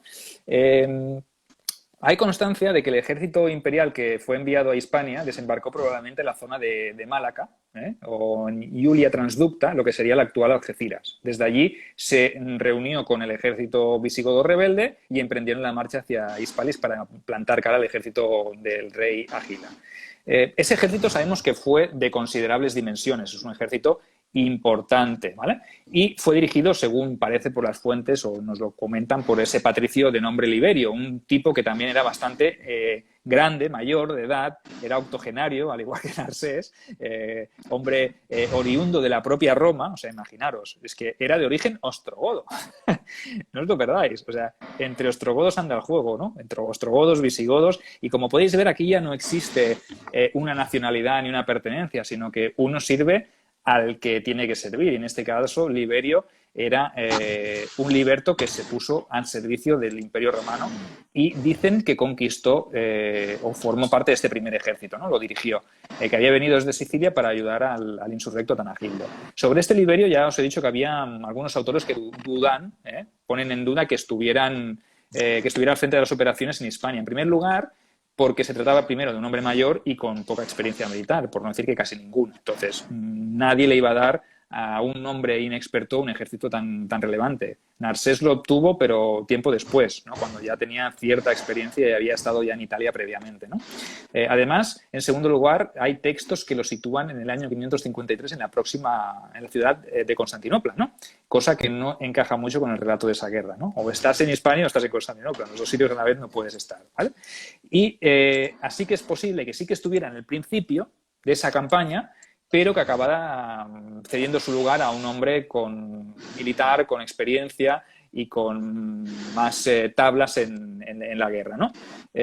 Bueno, Atanagildo creía que tras vencer y acabar con Agila, pues podría hacerlo también con sus aliados, con estos romanos, y se equivocó. Y podemos decir que en el 555 aproximadamente se crea esa nueva provincia. Y bueno, el emperador también envía un contingente, una vez ya están establecidas las tropas romanas vencedoras y se ha concedido ese tratado, pues lo que hace es enviar más tropas para allá y establece un punto de desembarco en la ciudad de Cartago Espartaria, que es la actual Cartagena, la antigua Cartago Nova de tiempos Carthadash, de Aníbal. la cartaginesa, correcto. Carthadash, Cartago, Cartago Nova, Cartago Espartaria en este momento, ¿vale? Que se erigiría quizá en la ciudad más relevante y más importante, podríamos llamarla la capital de esta nueva provincia de España, ¿vale? Además, al llegar estos refuerzos, al aparecer este contingente importante en esta nueva provincia, Atanagildo pues parece que se piensa y se replantea si es conveniente atacar o no atacar a los romanos para echarlos de la provincia, ¿no? Entonces, quizá eso le ayuda a decantarse por conformarse con tener a los romanos en su propio reino, en una parte de su reino, pues una parte bastante importante y bastante relevante, o sea que no es como diríamos, moco de pavo, ¿no? No es una parte sin importancia, sino que podríamos decir que aquellas regiones son ricas, son con mucha población, son donde hay ciudades interesantes, importantes y florecientes, y entonces ya tenemos a Roma el Imperio Romano, a estos romanos de Oriente los tenemos ya no con un pie, sino con los dos pies ya en la península ibérica, o sea, en el reino ostrogodo, en el reino visigodo, o sea, que esto es muy importante, ¿no? La nueva Hispania, os lo digo porque le quitáis a Hispania, le quitáis la H y la I, y ya tenéis el nombre de la provincia, ¿vale? Que es la provincia romana de España. Quedó bajo el mando de un dux, ¿vale? Que además de ser el encargado de la defensa de aquella frontera, recibió el título de Magister Militum per Hispaniae, ¿no? O sea, ya tenemos otro Magister Militum nuevo, ¿vale? Teníamos per Orientem, tenemos per Africae, per Traciam, per Italiae, per Armenia, pues ahora tenemos también per Hispaniae. Entonces, tenemos ya una nueva provincia en esa Renovatio Imperii. ¿Qué os pensabais? ¿Que no iba a estar Hispania presente en esta Renovatio Imperii? Pues sí. Y ahora os quiero explicar más o menos, para que os hagáis una idea, la amplitud territorial que llegó a tener esta provincia, para que os deis cuenta que no era un territorio ínfimo, sino que era bastante grande, ¿no? Dentro de esta provincia sabemos que estaban ciudades como Córdoba o Hispalis, que quedaron fuera de la órbita directa del imperio. Es decir, los romanos respetaron que estas ciudades fueran relativamente independientes, conservaran su estatus y no fueran integradas dentro de la provincia. Pero sí que es verdad que tuvieron buenas relaciones con ellos, ¿vale? Entonces, se tiende a pensar, aunque los tratadistas, los investigadores siempre han dicho que Córdoba y Hispalis formaron parte de la provincia, sí, pero con un estatus jurídico diferente, ¿vale? Es como si tuvieran ciertos privilegios respecto a otras ciudades. Es decir, cuando los romanos intentaban recaudar impuestos, pues a lo mejor no se hacía de la misma manera que en el resto de ciudades, sino que esas propias ciudades recaudaban sus propios impuestos. Eso es muy importante, ¿eh? Ojo, es muy importante. No era una práctica habitual, pero sí que es verdad que a cambio seguramente recibirían algo, ¿no? No tuvieron ni guarniciones militares dentro de sus murallas, que eso también es algo muy, muy, muy importante, ¿eh? Según palabras de Agatías de Mirna, que escribió hacia el año 581, El ejército romano desplegado en la provincia de Hispania en aquel momento sería de unos 5.000 soldados comitatenses y de cerca de 2.500 limitanei, ¿vale? Recordad, tropas comitatenses son tropas móviles, un ejército móvil que se puede desplazar en cualquier momento a un punto caliente, y las tropas limitanei, los ejércitos limitanei, son ejércitos fronterizos.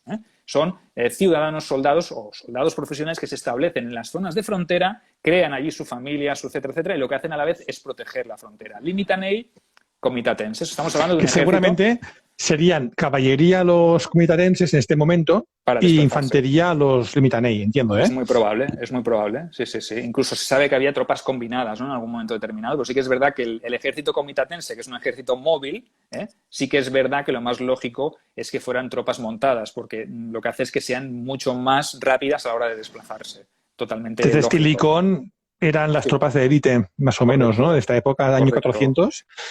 Sí, porque estas reformas ya de estos comitatenses y limitanei ya los podemos encontrar en tiempos incluso de Constantino. Se le atribuyen a Constantino el Grande estas reformas, y hay gente que incluso piensa que vienen de tiempos de Diocleciano. O sea, Diocleciano sentó las bases sobre estos tipos de ejércitos, limitanei, tropas fronterizas, comitatenses, ejércitos móviles, pero fue Constantino quien impulsó las reformas o les dio la forma más... Y si me permites, yo me retrotraería aún más al germen de todo esto, es con Galieno, cuando ya hace sus primeras reformas y desplaza un ejército móvil de caballería en la zona de la llanura del Po para controlar al Imperio Galo y a los bárbaros del norte, que correcto, la entrada a Italia, ¿no?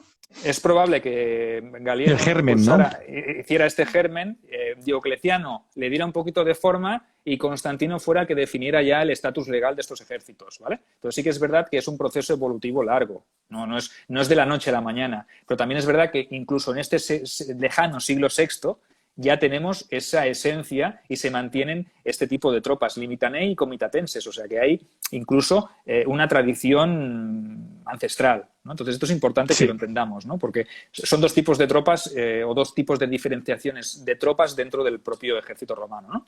Bueno, protegían la zona que iba desde la desembocadura del Guadalquivir hasta la del Júcar. O sea, imaginaros, a la altura de Cullera, o sea, al sur de Valencia, o sea, desde el Guadalquivir hasta Valencia.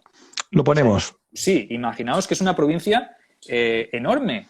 Vosotros lo veis sobre el mapa y podéis pensar, bueno, es una franja de tierra pequeñita. No, pero es muy, muy grande. Realmente, una zona rica, una zona fértil. Aquí. Correcto. Una zona súper fértil, con mucho agua, con mucho dinero, ¿vale? Que eso es lo importante.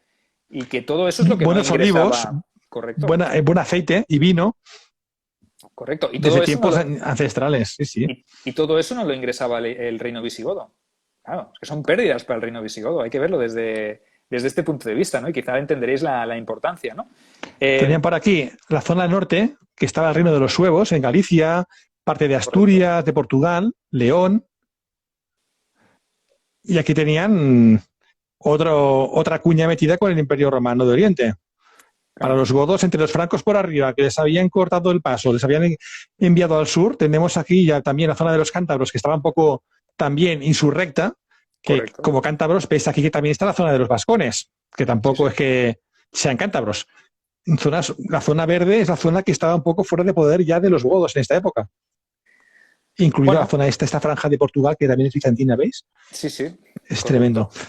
Es poco, o puede parecer poco en el mapa, pero quizás si hubiesen tenido, o Justiniano hubiese vivido más, o sus sucesores también hubiesen tenido otra visión, o hubiesen invertido los recursos, las cosas hubiesen ido mejor en otros puntos del imperio, quizás se hubiese podido empezar una conquista de Hispania desde ese punto, ¿no? Que no empezó, ¿no? Pero... bueno, las sentadas las bases estaban. ¿Se podría haber conseguido? Pues no lo sabremos. Es otro easy, ¿no? Es otra ucronía que nos queda ahí pendiente de analizar y que nunca podremos saber ni conocer porque las cosas sucedieron de otra manera, ¿no? Sobre todo, ¿qué pasó con la ocupación romana? ¿Qué pasó con la llegada de los romanos a Hispania? Antes lo hablábamos, ¿no? Retomamos, si te parece, esa parte para concluir la parte de hoy sobre... ¿Qué afectación tuvo en la población autóctona o en esa población hispano-romana / visigoda / ostrogoda? que había como remanente de todo el paso multicultural que se produjo en estas tierras, ¿no? Pero es verdad que los comerciantes locales lo vieron con buenos ojos, ¿no? Porque realmente la llegada de los romanos abrió también nuevas rutas comerciales con otros rincones del imperio que se estaba o que se había construido, ¿no? O sea, había mercados como África, como Oriente, como Constantinopla, como Grecia, como Italia. Entonces, eso era un abanico de oportunidades para esos comerciantes, ¿no? Entonces, yo pienso que es importante tener este punto de vista. Pero, por contra, lo hemos dicho antes, esos ricos latifundistas y terratenientes que eran de origen hispano-romano salieron mal parados. Y os voy a explicar por qué, ¿vale? Luego lo debatimos, si te parece, Edu. Venga. Una administración bien estructurada, como era la administración romana, les controlaría muchísimo más, les exigiría muchísimo más, y esos tributos pues serían seguramente más elevados. En cambio, con los visigodos, con el control visigodo, habían ido un poco más a su aire, no había habido tanta presión fiscal y evidentemente habían vivido mejor. Y ahora, con la llegada de los romanos, esa presión tributaria pues les haría sentirse más incómodos. Y muchos de ellos, hay constancia, que cogieron sus propiedades y se las llevaron a territorio visigodo. O sea, imagínate. ¿Qué opinas tú de esto? ¿Cómo lo ves? Que bueno, que es razonable. La gente al fin y al cabo es partidaria de lo que le conviene, ¿no? Básicamente. Que sí, que habría a lo mejor a priori o en el inicio una cierta ilusión, o quizás evocaría en un pasado de dracos y águilas y los césares y los augustos durante siglos. Pero al fin y al cabo ya con los godos tenían algo nuevo, ya los tenían encima hacía tiempo, cohabitaban, se entendían, habían aprendido a vivir con ellos. Eso de la invasión de los romanos de Oriente quizás rompía esta continuidad, ¿no? de paz, de estabilidad que tenían, con lo cual yo creo que es razonable entender que la gente que tenía intereses económicos de verdad, no hablo de campesinos y ganaderos, que sería gran parte de la población, ¿no? La gente que tenía grandes latifundios o intereses económicos a gran escala, esta gente dijera, yo bajo el emperador me van a matar a impuestos, me voy a una zona más tranquila, cojo mi dinero, invierto en una zona en la cual pueda estar menos castigado, ¿no? Impositivamente. Claro. Así que yo considero que es razonable. Una pena, porque yo siempre soy partidario de que Roma prevalezca, pero es comprensible, ¿no? Es comprensible. Al igual que pasaría también con la invasión musulmana, al final la gente se adapta, ¿no? A ver, si yo me pongo en contra de esta gente, me cortan el cuello, y si estoy a favor, pues puedo vivir y hacer mi vida, pues oye, yo me convierto a lo que me digan, ¿no? Y así eso explica también la rapidez de la conquista en tan poco tiempo, ¿no? De la península. Así que yo lo puedo entender. Al final la gente quiere sobrevivir y ir mejor. Creo que es algo razonable. Gran reflexión, me parece que es lo más adecuado y lo más correcto y lo más lógico, ¿no?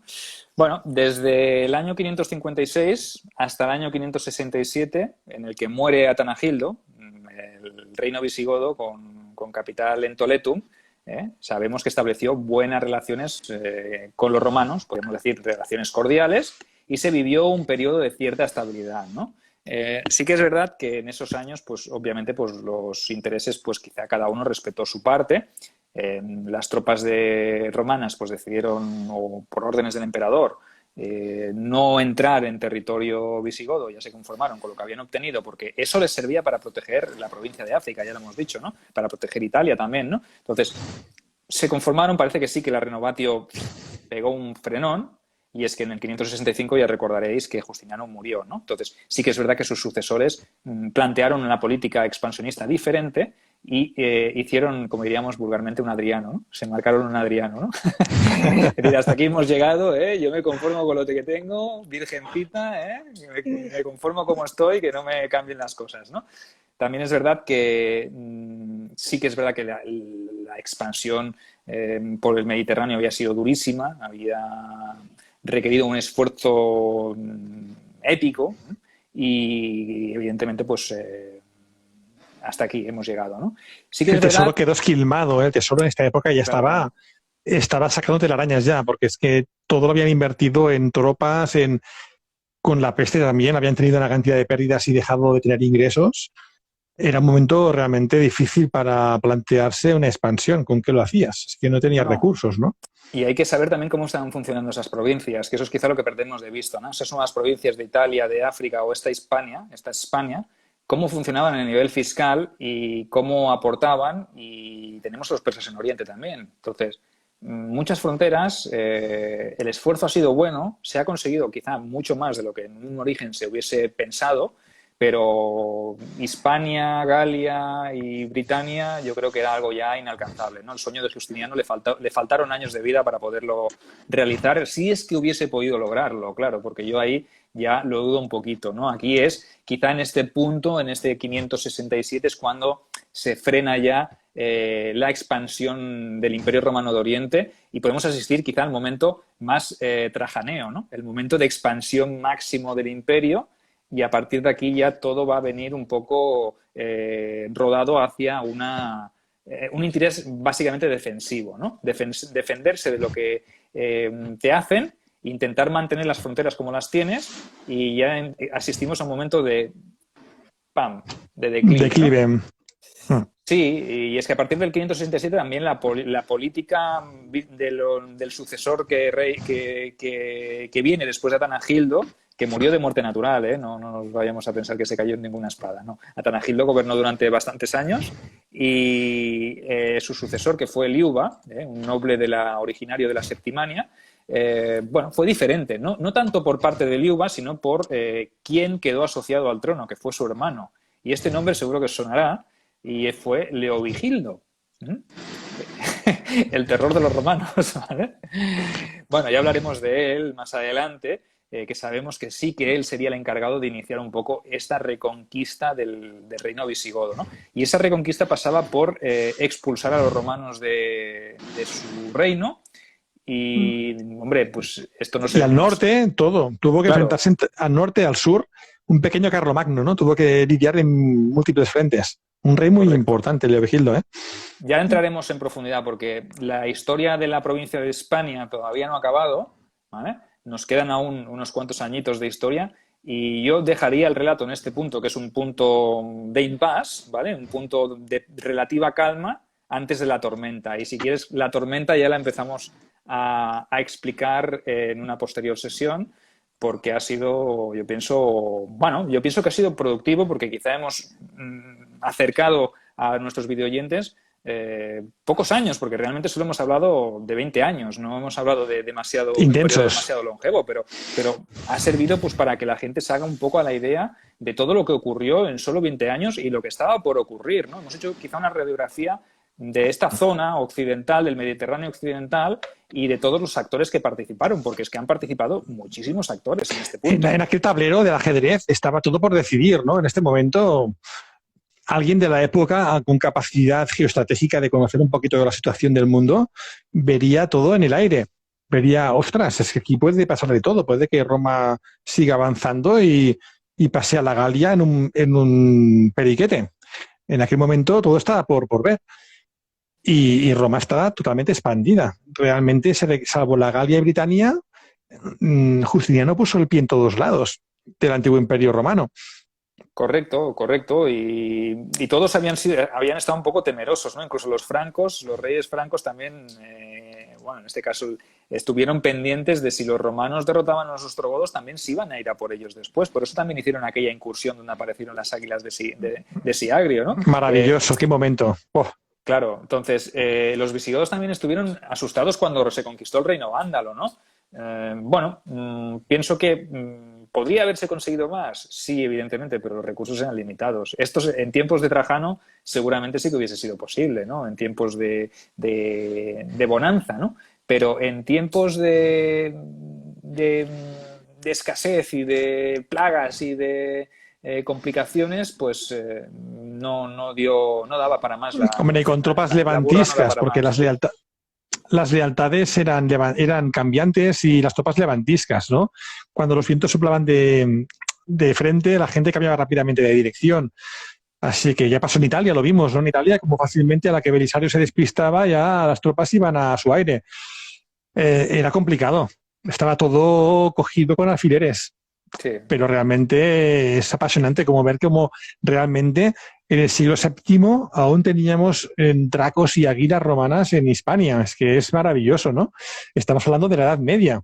Es que Correcto. es en Occidente. En Oriente ya sabemos que estuvo Constantinopla gobernando durante un milenio entero, pero es que en Hispania, norte de África, Italia, es parte de la historia que nos han robado, como decíamos, y me parece maravilloso haber contado contigo para dar luz a este periodo. Sergio, maravilloso, espectacular. No, y además, claro, sin tener en cuenta los persas y el Islam, ¿no? Porque, claro, es que los grandes gigantes están emergiendo, ¿no? Y el Islam se está formando. Hace poco leía en Facebook un post que hablaba sobre por qué el Islam se impuso con tanta facilidad a Persia y luego al Imperio Romano, ¿no? El Imperio Romano de Oriente y Persia se estuvieron dando de leches durante siglos. Entonces, el Islam tuvo el tiempo suficiente como para emerger y crecer. Y luego, como nos apunta aquí Roma para los romanos, también vinieron segundas oleadas bárbaras de invasiones en la propia Europa, ¿no? Ávaros, lombardos, vikingos, etcétera. Así que es verdad. No hay que perder de vista todo el conglomerado de naciones y de pueblos que había dentro de esa Europa alto medieval, ¿no? Pero muchos enemigos, muchas fronteras que proteger y poco a poco pues veremos que el gigante del Islam y en Occidente esas divisiones, esas invasiones nuevas pues lo dificultan todo mucho, ¿no? Pero bueno, intentar arrojar un poquito de luz a este momento es difícil, pero por lo menos disfrutemos de 60, 70 o 80 años de gloria en Hispania, ¿no? La gloria romana, la gloria de Roma nunca se puede perder de vista, porque siempre está ahí, siempre hay alguien que da luz a esta gloria, ¿no? Y realmente perduró mucho tiempo. Pues te emplazo, ya sabíamos que esto en un día no iba a ser posible, porque ya te digo, con Belisario estuvimos 7 días para hacer, yo creo que al final ya fuimos corriendo, porque es Claro. que si no se nos va a la octología ya, ¿no? Eso. Claro. Sí. Pero yo creo que otro capítulo bien visto de la época de consolidación y declive de este dominio romano oriental en Hispania es necesario. Así que ya sabes, tienes trabajo por delante.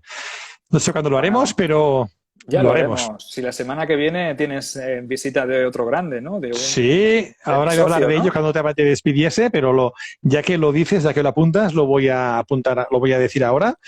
La semana que viene tenemos a tu frater, tu hermano de la divulgación, que llevas trabajando con él mucho tiempo, Ángel Portillo, una persona a la que admiro muchísimo, me hace mucha ilusión que venga aquí también. Un grande. Que la conozco por ti y que mañana me parece que estarás con él en tu canal de Facebook en directo.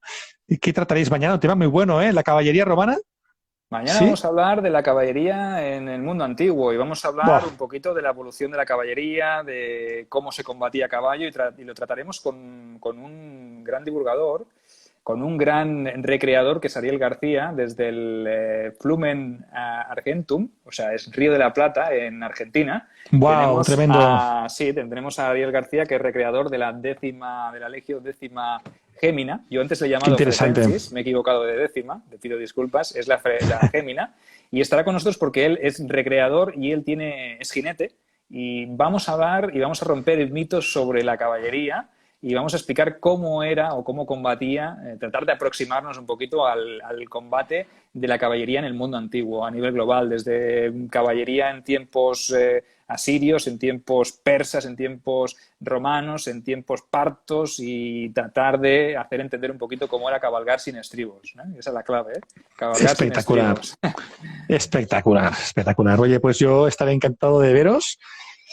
Y tenerte a ti también cuando gustes, ya hablaremos. Sergio, estamos en contacto, hablaremos de la segunda parte, tenemos varios temas entre manos, tenemos ya una extorsión en marcha con Carlos, de Estudiante de Historia, para conseguir que nos haga los labios con nosotros y tenemos proyectos a mansalva, así que nada, seguimos en contacto para la segunda parte. Agradecido, ha sido espectacular contar contigo de nuevo. El público he visto que lo ha agradecido, porque lo sé, hay gente que te estaba esperando con ganas y me lo decían, y a ver cuando viene otra vez Sergio contigo, pues por fin lo tenemos aquí de nuevo, que desde casi estás en nómina pero sin cobrar, así que bueno, eres parte de la gloria de Roma. cuando tú has venido a nuestro canal tampoco has cobrado, ¿no? O te ha llegado algo de esos denarios que Me habíamos llegó algún pactado? denario. Lo que Sí, pasa pero sería que quería que calderilla, con la ¿no? crisis estaba un poco adulterado con cobre, no había suficiente plata, ¿eh? Ya hablaremos de eso. Maldito La, Ángel, lo que le habrá hecho. la- la inflación va a crecer de nuevo, Sergio. Bueno, pues eso, encantado de haber estado contigo. Ahora voy a comentar un poquito planes de futuro de la cuenta, ¿vale? Así que Perfecto, gracias pues por tu intervención. voy a intentar salir porque veo que aquí que no me deja una opción de abandonar, no sé cómo tengo que hacer, no...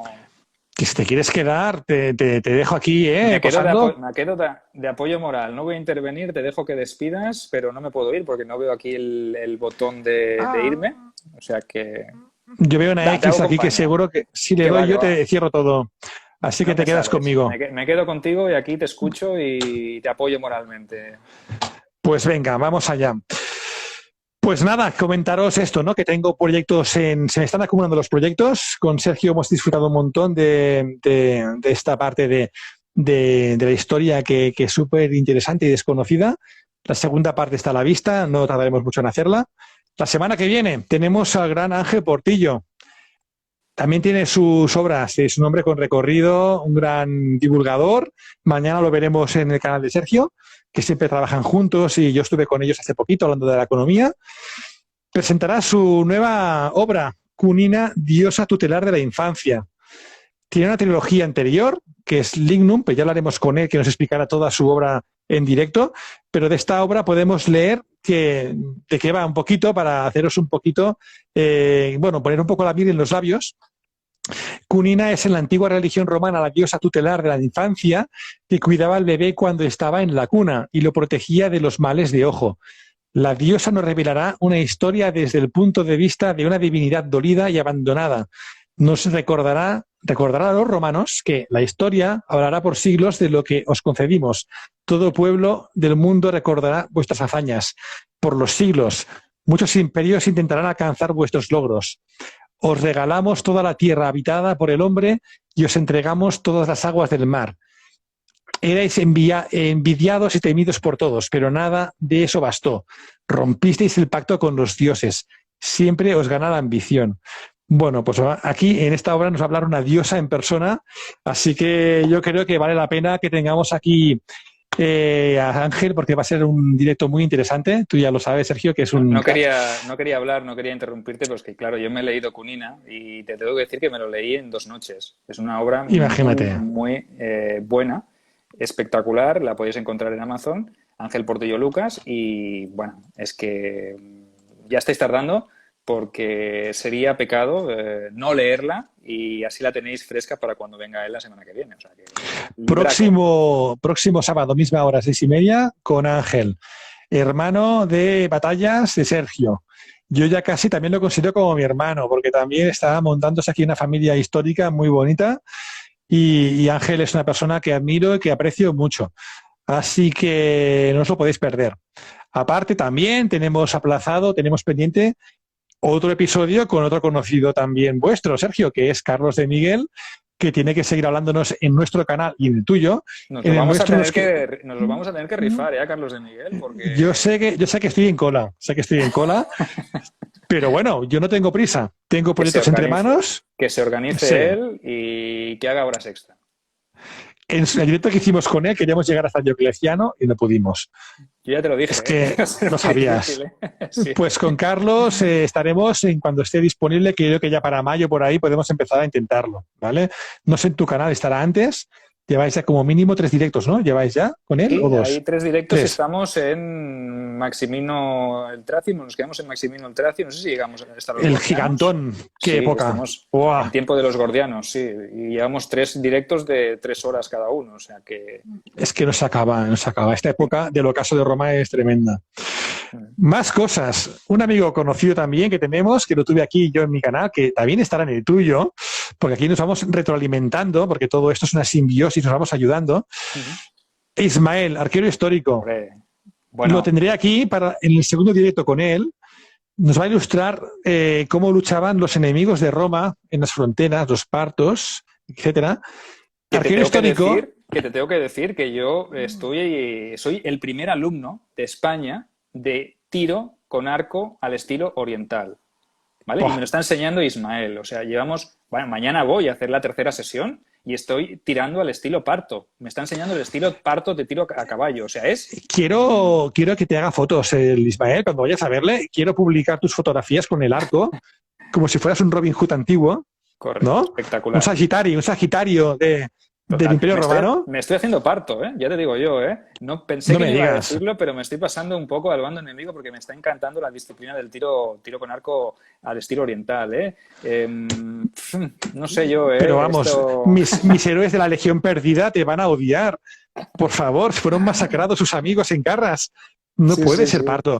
Sea menos un auxiliar oriental de Roma, pero no parto, venga, Sergio. Venga, va. Haré un sagitari romano de origen parto, pero desertor que pasa a las tropas romanas. No te hagas palmireno tampoco, porque también tenemos problemas con Zenobia. Vigila. Sí, pero bueno.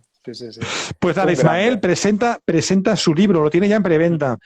Lo tengo también para hacer un directo. No sé si lo haré antes que el tuyo o después. Está ahí la cosa. Yo creo que el siguiente es con Ángel seguro.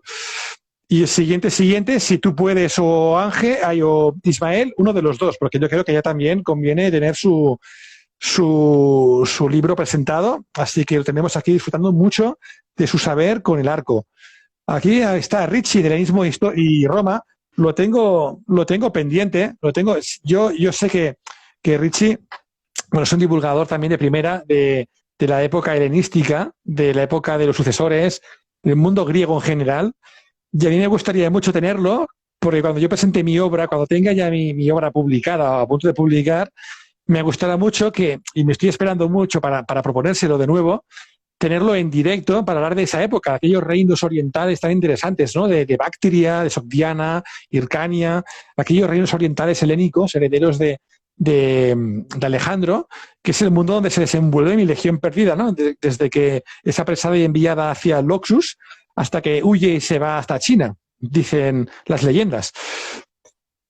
Proyectos tengo varios, bueno, también de los Flavios con Carlos. Tienes miles de proyectos. Te faltan horas al día para hacerlos. Se me está acumulando, pero bueno, que la gente sepa que aquí van a haber directos y cuando vean que estoy en directo, atentos porque tenemos grandes espadas ahí esperando. Así que eso es lo que tendremos. Pues por mi parte ya creo que tenemos todo ya engarzado.